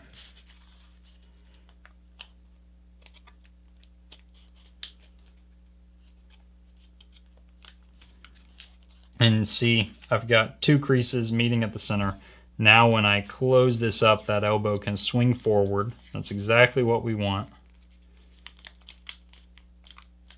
And while I have the paper in this position, I'm going to fold my wing down, and I'm just revealing the layer behind it. So I'll show you exactly what I mean. So I'm folding this down right along this edge here. I'll do the same thing on the other side.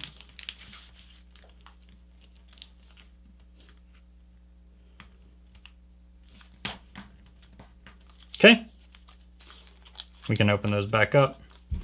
When you close it up, make sure this swings forward, and now you're folding this top edge here to your bottom edge, and it's a little tricky up at the front, so don't worry if your prongs aren't super tidy at first. We're going to work to kind of rectify that, and you can imagine this edge here landing along that edge too.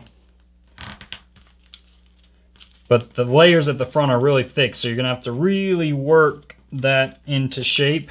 And you can even kind of take both hands just on one little prong and work that way. I like to use my fingernail to kind of crease right to the point, and then kind of just pinch to double it over. And you can shape your prongs nicely, kind of working it in that way. And even if it's not perfect when you've done one, I'll show you a way in just a second to work on it more once you've done both sides. So having done one side, I'll release the tension there and fold my other side in the same way.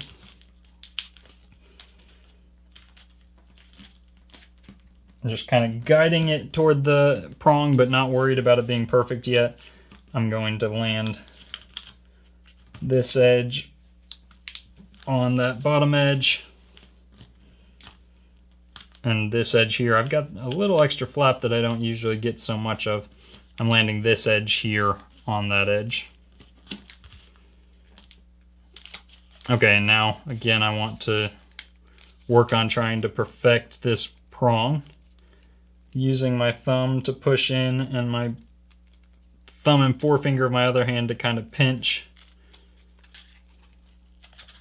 You can get that nice and close. And then once you've done both sides, you can kind of stand your fuselage, your keel of the plane, like this, and bend either way, pinching it all together, running your fingers right along it, making it nice and tidy in this manner.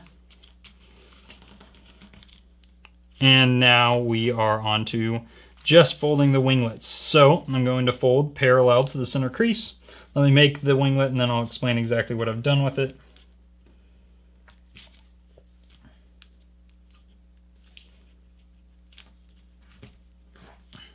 So my crease is parallel to the center of crease and I'm trying to land this edge here right on that little corner of this top layer. Like so. And once I do one side, I'll fold it in half like this and just book match it.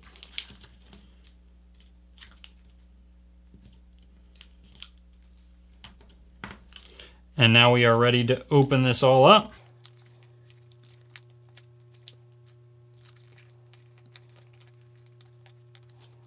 And from the back, you want to have a little dihedral in this central section and then fold down on these outer sections so that they have anhedral, and then your outermost fins should be perpendicular to the ground, you know, just pointing straight down.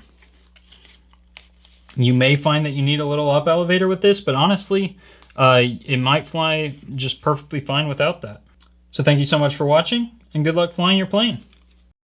Coming in at number 4, we have Alpha Lock. This plane offers just about everything you could ask for. It locks in a 3-dimensional shape while being extremely easy to fold, and it flies exceptionally well. Let's see it in flight.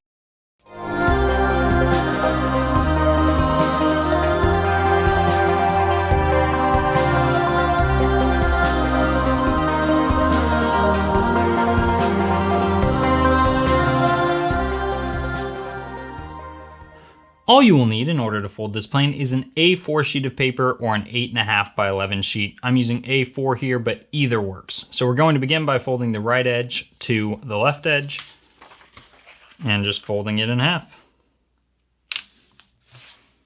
And once you do that, go ahead and open your paper up. And now you want to fold your top edge down to the bottom, and you're leaving just 2 inches or 5 centimeters from your bottom edge, like so.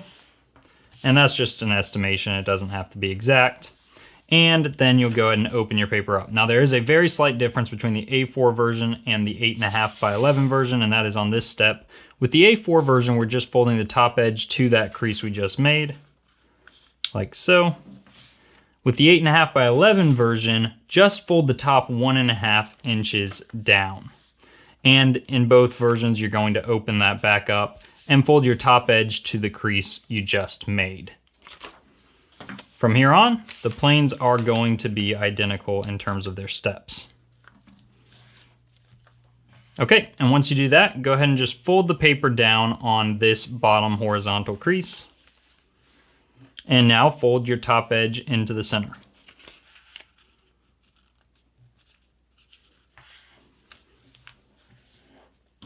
Do that on the other side as well.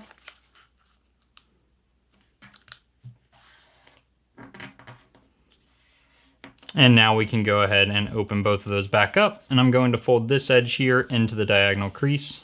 I leave just a tiny little gap there, which will help with the next step. I'll do the same thing on this side. Again, I just leave a tiny gap between the edge of this layer and that crease. Your plane should look like this, and then you can fold in on both sides. Now I'm going to rotate the plane into this position, and basically I want to pull on this pocket while holding this flat. And I'm going to create a crease that runs right along this edge here to the center point. And once I do one side, I can go ahead and just pull that open in the other direction and do the same thing. And now you can see we have those converging creases. So as I fold my plane in half here, you can see it kind of wants to swing forward. And if yours isn't doing that, just encourage it to do so. And let that swing all the way forward as you fold your plane in half. Like so. And now we are ready to fold our wings. And basically, I'm going to start my wing crease just a little bit above the nose here. And I want to fold right through this joint, this kind of elbow that is formed here. So my wing crease will start down here and it will slope up toward the back, going right through that joint. And your wing will look something like this. And once you do one side, just go ahead and flip the paper over and fold your other side to match.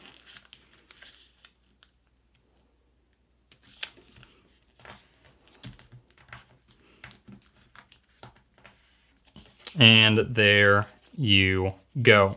Now this should fly very, very well for you, probably even without any up elevator, but if you find that it's diving down at all, you can of course bend the back edges of the wings up just slightly. And with that, good luck flying your plane. Atlantis is easily the most graceful glider I have ever published. With its aerodynamic profile and its huge wings, it glides incredibly well and surprisingly far. Now it is a little tricky to fold, but it's more than worth the effort. So let's see this thing in flight, and then I'll teach you how to fold it.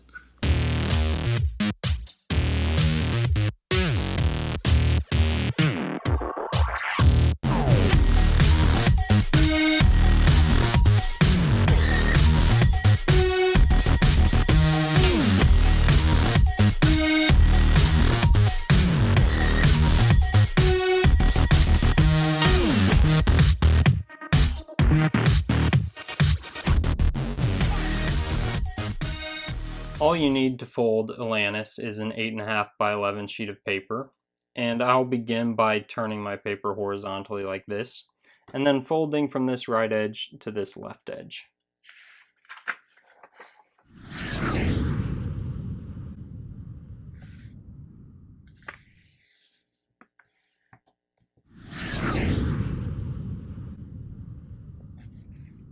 Once I've done that, my folded edge is on the right side. I'm going to flip it over so my folded edge is on the left side, just because I prefer to work with it this way.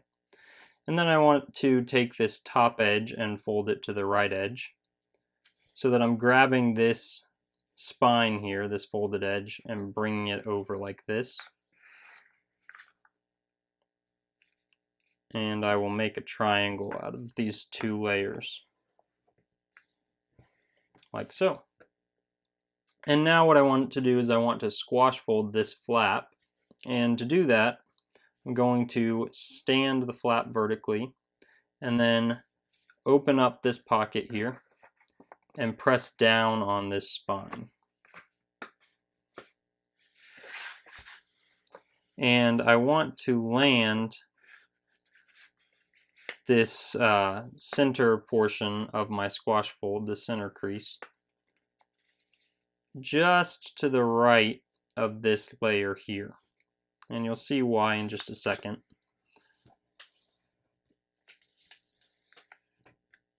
But yours should look something like that.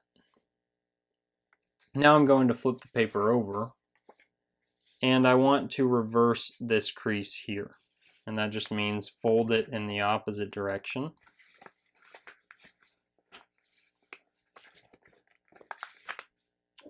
And as I do that, I'm going to be folding half of that squash fold onto this side of the paper. And you can see now my crease is centered on the spine here, and it would not have been if we'd folded that other one right on the edge of the layer. If that confuses you, don't worry about it. We can move right ahead. So now what I want to do is I want to fold from this point here, where this layer intersects the edge of the plane, to this back point here. And I'm just going to do that one wing at a time.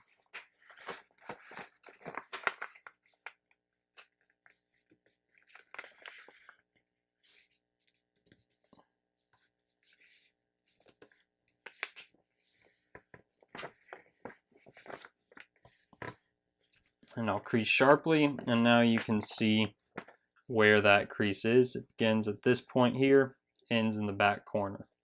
And now I will flip the plane over, and I want to fold this other wing to match. So I'm just going to grab it near the front and bend those layers down, and I want to line up my top wing with the edges of my bottom wing. And when I've achieved that, I will crease like so. Okay, and now I'm going to open up those wings and place the plane on the table like so. And now what I want to do is I want to make a fold from this point here to this back point here. And so I'm going to turn this fuselage to the left, and then I'll begin folding.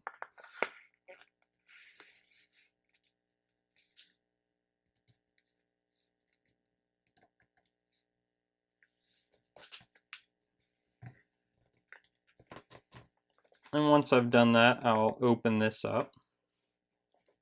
And I want to open this layer here, swinging it on this center crease. So it's open like so. And then I want to continue this crease here just by pressing that layer down. And you'll see this edge takes a slight bend right there. And that's fine, that's exactly what we want. And then I'm going to bend all of these back to the right like so. And you'll have to do a little bit of flattening on this top. And now I'm going to swing my fuselage to the right and repeat all of those steps on the left side.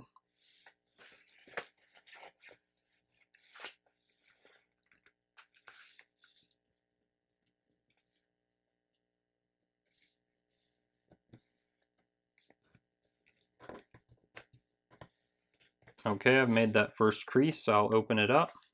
And now I want to open the layers on this hinge in the center. And then press down using that crease there. And then flatten my layers. And then I'll bend back on this center crease like so. And make sure everything's nice and flat. So your plane should now look like this. I'm going to flip it over. And you can see we have kind of these unique shapes at the front of the plane. Essentially, I want to fold them along this edge. So I'm just going to bend it over like that. And you should see the layer should essentially hit that opposite edge.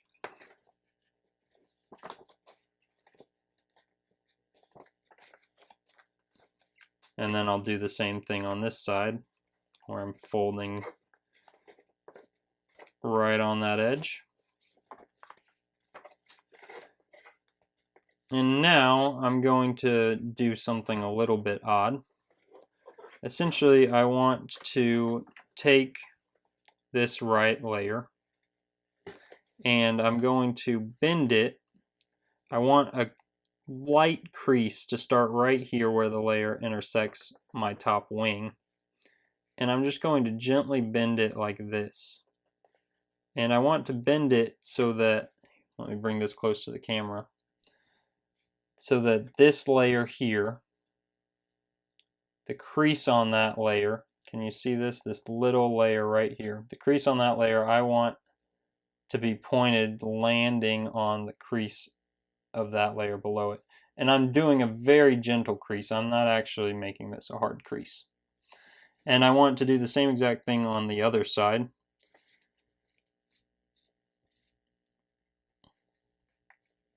So now you can see when I put these back, I have a light crease running straight across the front of the plane. Well, I want to tuck this right layer into this left layer, like so. And now fold all of those layers behind like this.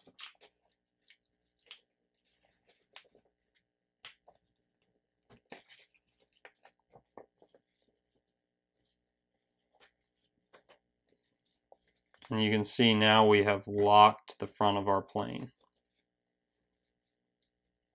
And we are almost done. All that's left is we're going to fold some winglets on these outer edges. I'm noticing that my wings are bulging a little bit, so I'm actually going to set this down.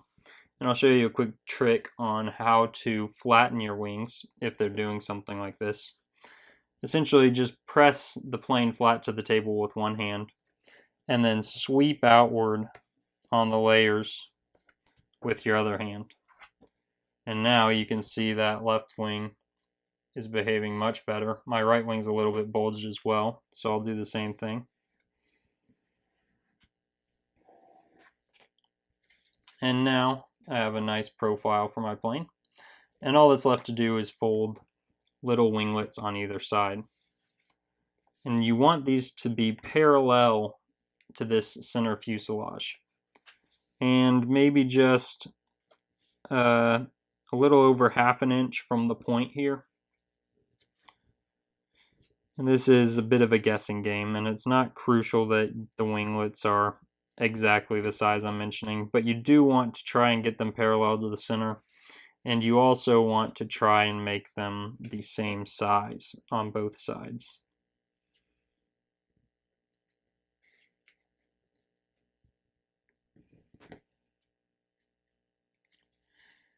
And there you have it, a finished Atlantis. Let me know in the comments how well yours flies. Did you have trouble with any sections? If you did, I'll be happy to comment and try to help you out.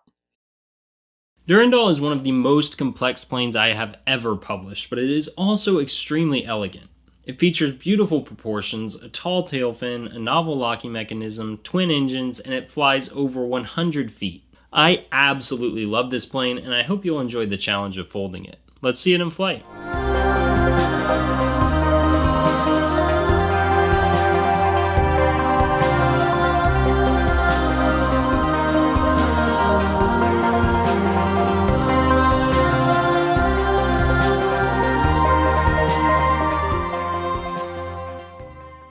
All you'll need in order to fold this plane is a square sheet of paper. I like 9.5 by 9.5. You could use 6 by 6, 8 by 8. Anything in that range, 10 by 10, is going to be great. Begin with your colored side up, and we're going to start by folding the right edge to the left edge.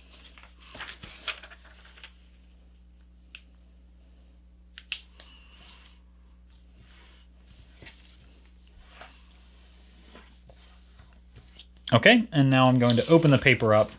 And I want this crease here to be horizontal, the side that was originally down to be face up, and I'm going to fold this edge to that crease. And I'm not even creasing all the way across. I am just creasing a little more than halfway. So something like that, starting at one edge, a little more than halfway. Unfold that, rotate it 180 degrees, do the same thing now on this side. Start my crease at an edge, the same edge, and crease a little more than halfway. And I'm going to now fold this edge here to my bottom crease and do the same thing where I'm not creasing all the way across. Just like so. Rotate 180 degrees, fold this to the bottom crease. Don't crease all the way across. And now I'm going to gather this center crease between my thumb and forefinger and pull it to this crease here. And again, I'm not creasing all the way across, just creasing a little more than halfway. And I'll do the same thing now this direction.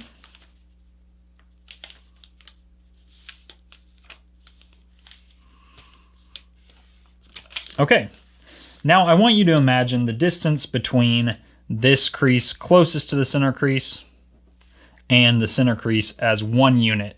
And I'm going to fold the top edge down a little more than 1/3 of that distance. Maybe half, not quite half that distance, a little more than 1/3. So my line there's a little too high probably, but I'm just doing this. This is an aesthetic decision. This determines the distance of this top edge there. And now that I've done that, I'm looking at that intersection and I'm going to start a crease that's emanating from that point. So I need to find that crease on the other side of the paper. I'm just tacking that point, and then I want to land this corner on this crease, not the one closest to the center, the next one over. So your 2 points are right at that intersection and landing this corner on that crease. And I'm not creasing all the way through, I'm just creasing to the center, right to that point. And now I can fold in half along my center crease and book match this side to my first side, never even collapsing that pocket. I'm just folding this side to be identical. And again, I need to land this corner along that crease.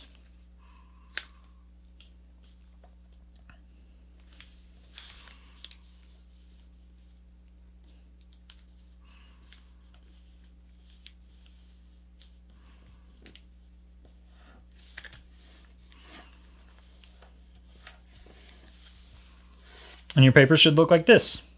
Now I'm looking, I've got 3 creases, one there, one there, one there on this top blue layer, and I'm looking for that middle crease of those 3, and I'm folding right along it. My top edge here should land right along the bottom of those creases. And now I can open that up, open my paper up, and you'll see the intersection of these creases. We're going to make another crease now that emanates from that point. And I'm looking at the side that has this little short crease as a mountain crease. And I'm going to begin folding again, starting from that point, and let that layer escape. Okay, and now I am lining this up. Let me highlight. There's a little crease going from that point to the back edge. I'm looking for where that crease intersects this front edge.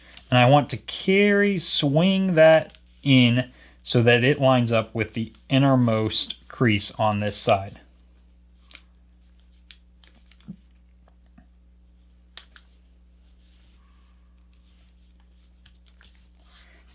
Okay.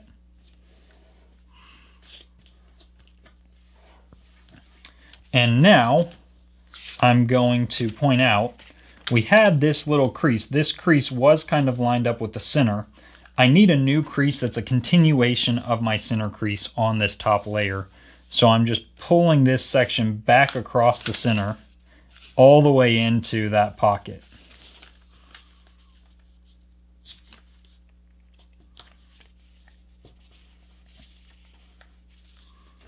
Okay, and once I've done that, I can now release that layer and book match this side. And I'm actually not even going to completely crease this. I'm doing a really gentle crease, and then I'm going to reverse my center crease like so, and now book match my sides so that they are identical.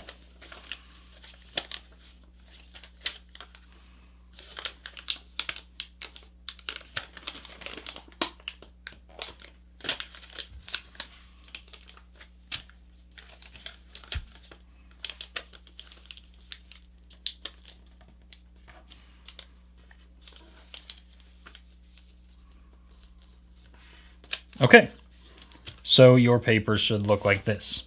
Now I'm going to flip it over just for my own convenience. I want to work on this section here with my right hand. And I'm going to highlight, we've got 2 creases here that intersect this little corner. I'm highlighting the top one because that's the one I want to reference. And basically I'm folding this point so that it lands on that crease, and I'm folding it as far to the left as I can, which means it's going to make a crease that goes all the way up into that pocket there. So I'm just pulling it as far open as it'll go while landing this point on the line that I highlighted.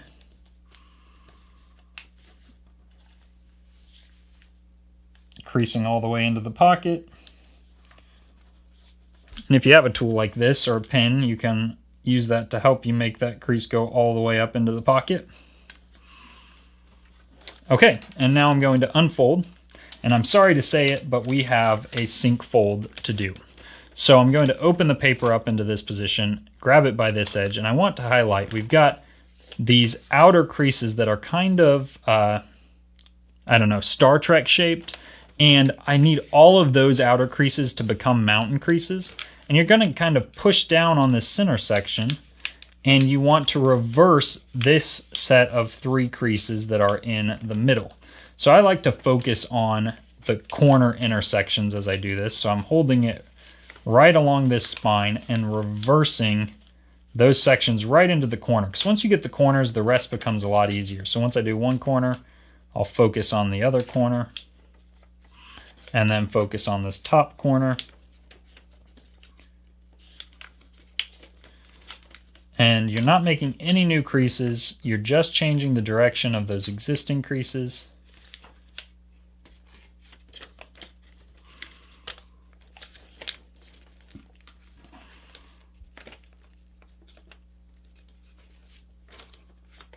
There we go.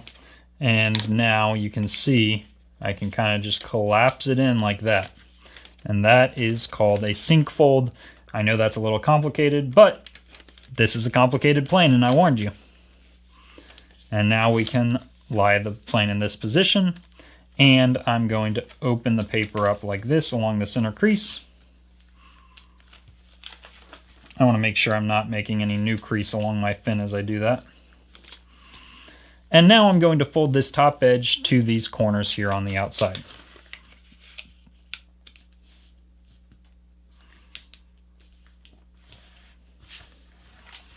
Now I'm going to fold this top edge into the center, leaving just a little gap.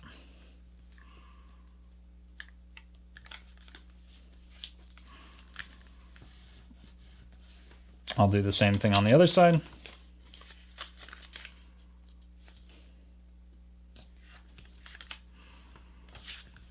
And we have another slightly tricky step, not as hard as the sink fold. We're going to open those up, flip the paper over, and I'm going to pull open one side. And you can see I actually want to reverse this section of this crease, and I'm reaching behind to poke that point forward as I do so.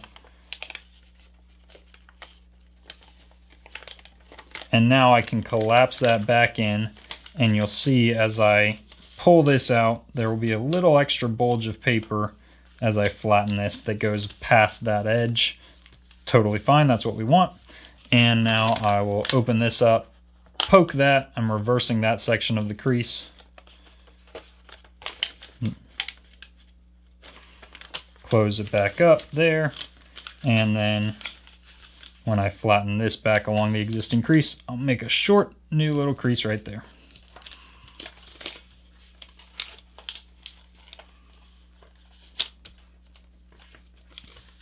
Okay, and your plane should look like this. I'm now going to, while I've got it here, I'll flip my fin in the opposite direction as well, just to establish a crease that we'll be using later.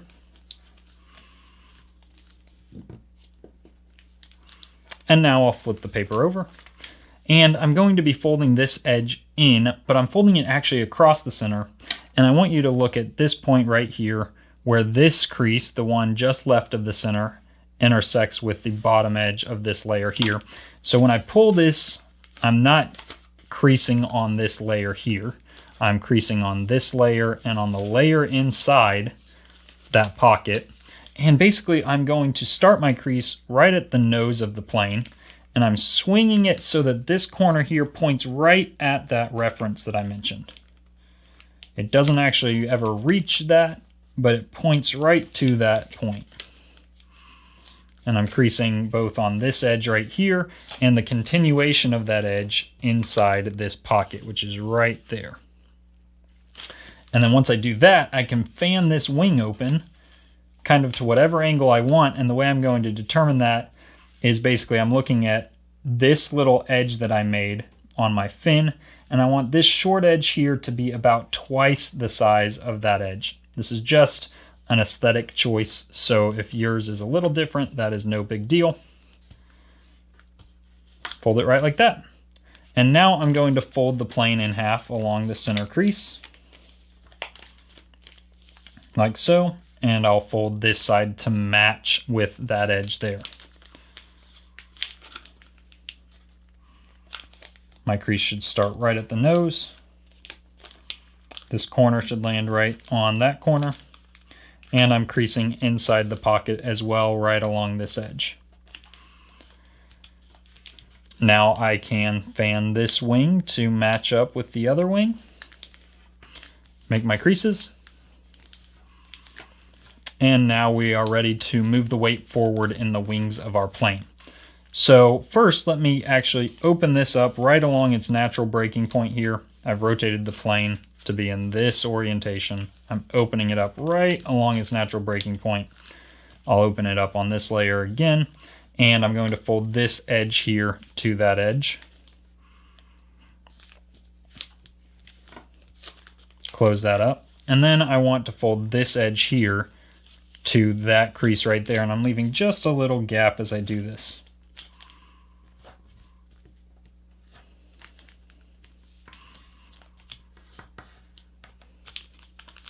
And then I can close that up. And I'm actually going to unfold this as I do so. So it should be just like that.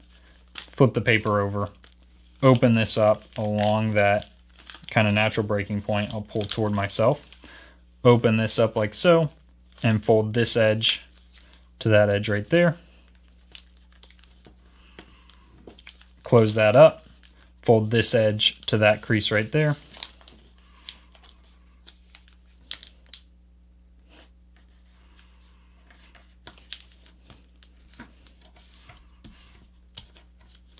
Okay, and I can unfold that and close it back up like that. And now, with the paper in this orientation, the nose of my plane pointing toward me, I'm going to start a crease that begins right at this point. You've got this loose layer on top. So that's where my crease starts. And then I'll show you kind of how I'm just determining the angle here in just a second. Basically, I want this edge right here to run parallel to the edge of my wing.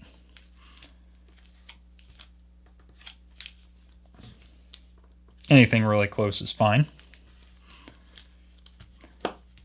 And now that I've done that, I'm going to unfold, and I actually want to reverse that crease and tuck it behind.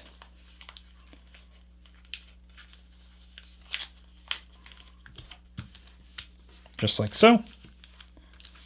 And I'll do the same thing on this side. Starting my crease right there and running this edge parallel to the leading edge of my wing. Just like that. And now I need to reverse that crease.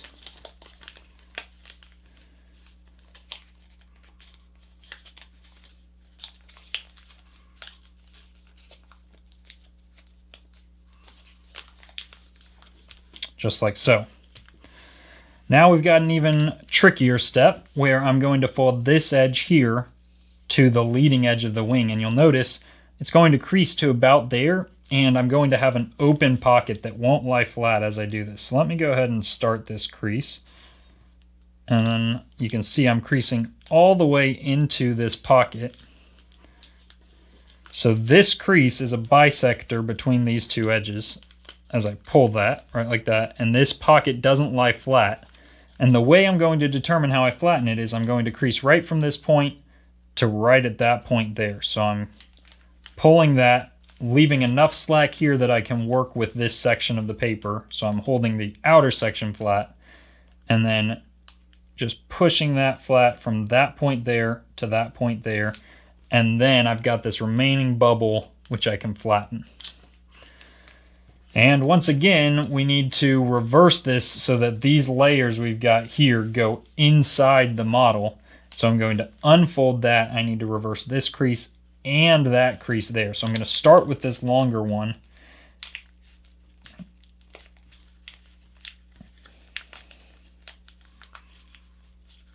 And I can kind of pull, applying a little tension can help with this. And as I do that, I'm pushing that section in behind. I didn't make any new creases there. I just reversed those two creases and ended up with the layers all inside, so this is nice and aerodynamic. We'll flip it over and do those same steps on this side. So I'm pulling this edge here to the leading edge of the wing. Just like so, and I'm going to crease all the way into the pocket, all the way into that pocket. And now I can crease from this point right here, the inside of the pocket, to that corner right there.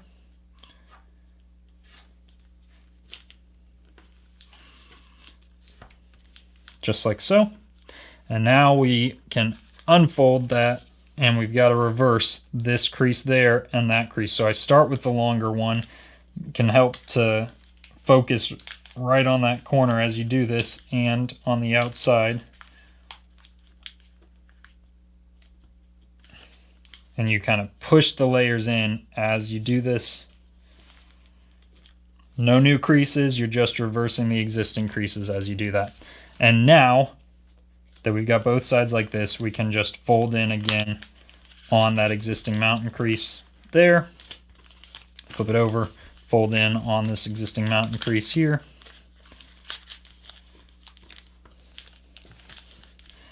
And we are ready to make the jet fold of this plane.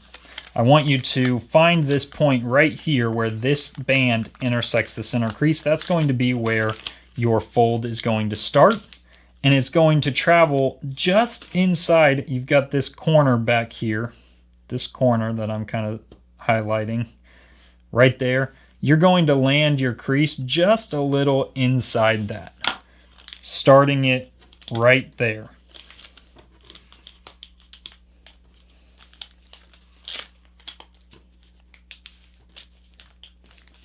And I'm just working with one side as I do this. And you can see my crease is a little inside that corner. Want to make sure it's going to the right point up here. And I can just flatten it like that. And then I like to kind of pull that crease down, and at the same time controlling these layers to make sure they roll in the way they're supposed to. I can match this wing up to the first one and this nose up here to the nose on the other side. Roll the layers. They're nice and thick, so you got to roll them there to not make kinks in your creases. Match up the back edge,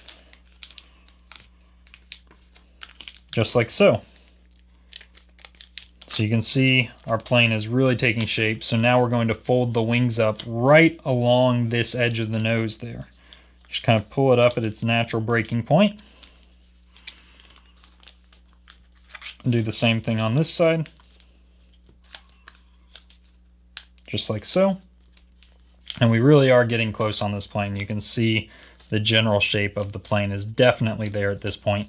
And now we're going to reverse a section of this central crease and pull this tail fin up. And I think the point at which this section should reverse is about half the distance between that point and the tail. It's close to that anyway. Or maybe it's a little closer to the tail. And then you're lining up the tail, and you want to basically get this line here that is a crease to run parallel to this top edge of the cockpit and fuselage of the plane, and then almost land on it, but be just a little above it like I have here. And then we're going to crease these layers here.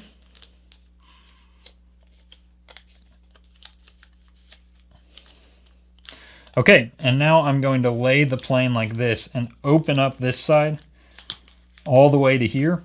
And basically I need to reverse, or not reverse, I've got an existing crease right there, and I'm just opening this up along that existing crease.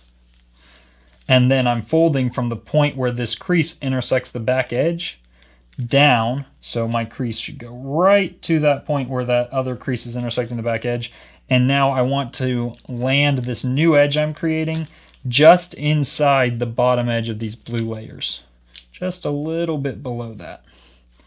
Just like so. And I can close that side up, and you'll see that's going to make, well, you probably can't see yet, so I won't explain what it's going to do just yet, but I'm going to release these layers and do the same thing on the other side. Open this up. I'm folding along that existing crease. I'm just opening up right along it, creasing all the way to the back edge, and then beginning my crease right at that point on the back edge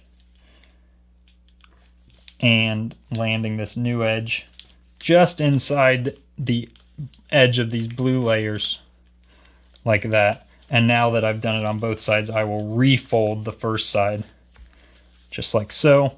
All of those layers should be inside these blue layers, and now you can see we're going to reassert the top edge here because we've got some thicker layers there. Refold the wings up and level. And now all we have to do is kind of grab, if you have a pin, that's a good tool for this, or something like this, and you're just kind of pushing on these little pockets with your thumb right on the spine, and you're not doing a full squash fold, but you're kind of pushing to as though you're going to squash fold it. And that's how you open these up. And there you go. You can now just set your wing angle. You might find as it flies that you need just a little bit of up elevator. And if you do, you just bend them up here. And you might also find that your plane's rolling. If so, You can do aileron adjustments, bending one wing up or down, but also the adjustments you make on this tail are going to significantly impact the roll of the plane. So if it's rolling, for instance, clockwise, making a left adjustment on the rudder of this tail will do a lot to reduce that clockwise roll, and vice versa. If it's rolling counterclockwise, making a right rudder adjustment will go a long way too. That actually might even help you more than aileron adjustments adjust the roll of this plane. So with all of that said, thank you so much for watching, for your hard effort in folding this plane, and good luck flying. And finally, coming in at number 1 on our list is Arrowhead. This is my top paper airplane ever published to the Foldable Flight YouTube channel, and it is extremely easy to fold, flies over 100 feet, and it might be my most popular paper airplane ever, with its various tutorials receiving over 8 million combined views. If you fold this plane, I promise you will not be disappointed. So let's see it in flight.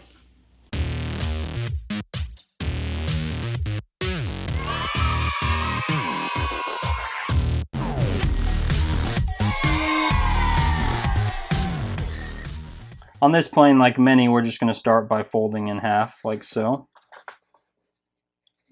And you want to try and get this and your other folds as precise as you can, because maintaining symmetry in your plane is one of the biggest factors in ensuring that it's going to fly well when you're done. So really, if you need, take that extra time to make sure that your corners line up perfectly. And once you're done, unfold your plane, and we'll just have it like this. The next step, I'm going to flip the paper over so that this is a mountain fold. And I'm going to pull down this top edge just an inch.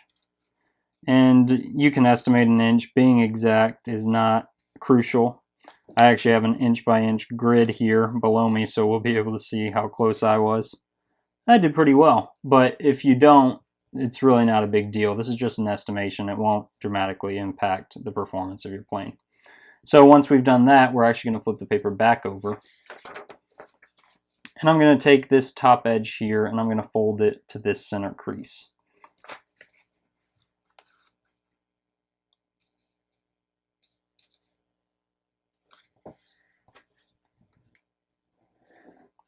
And then I'll do the same thing to the other side.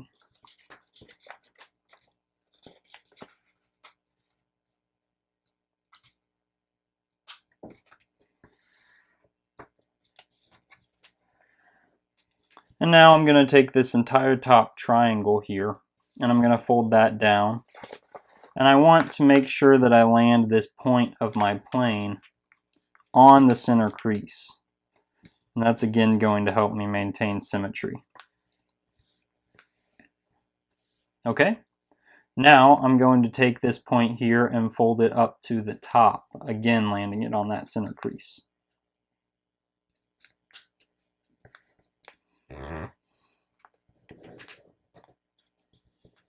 Okay, and now we flip the paper over once again. Now I will take this top edge and fold it to the center.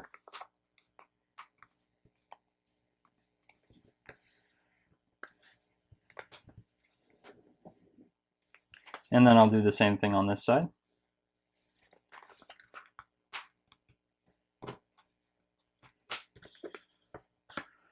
And it should look like this. I'm going to open up both sides.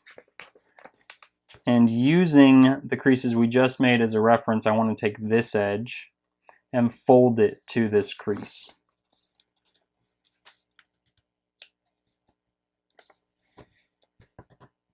And I'll do that on the other side as well.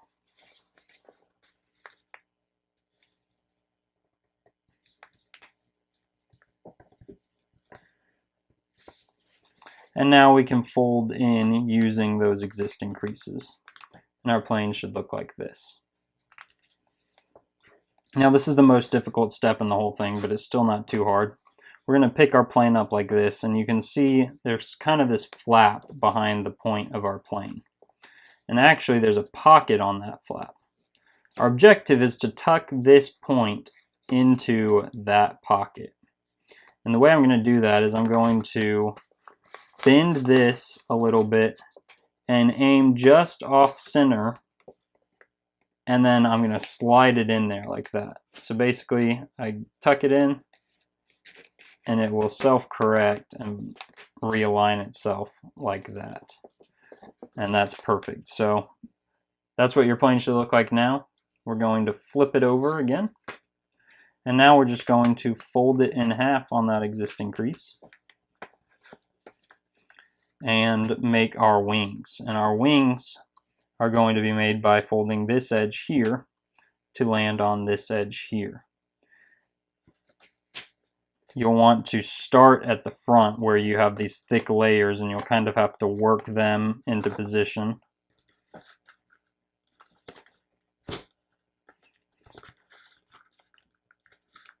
And then line up that back edge. And once I've got that, I'm going to flip it over and I'll fold that other side to match.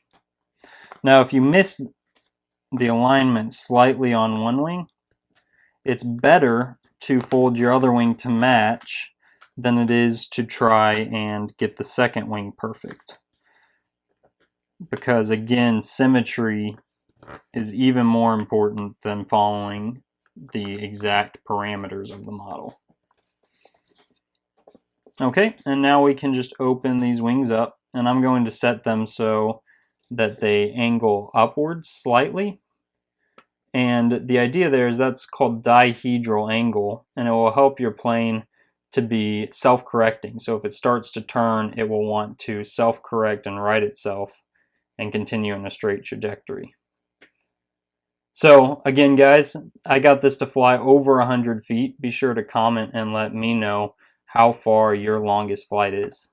Thanks for folding and good luck flying. Thank you so much to all of my patrons who are supporting this channel and making these videos possible. You can become the pilot of your favorite foldable flight paper airplane, and your name will appear next to the paper airplane you choose in each of my YouTube videos. So head over to patreon.com/foldableflight and join the Foldable Fleet today.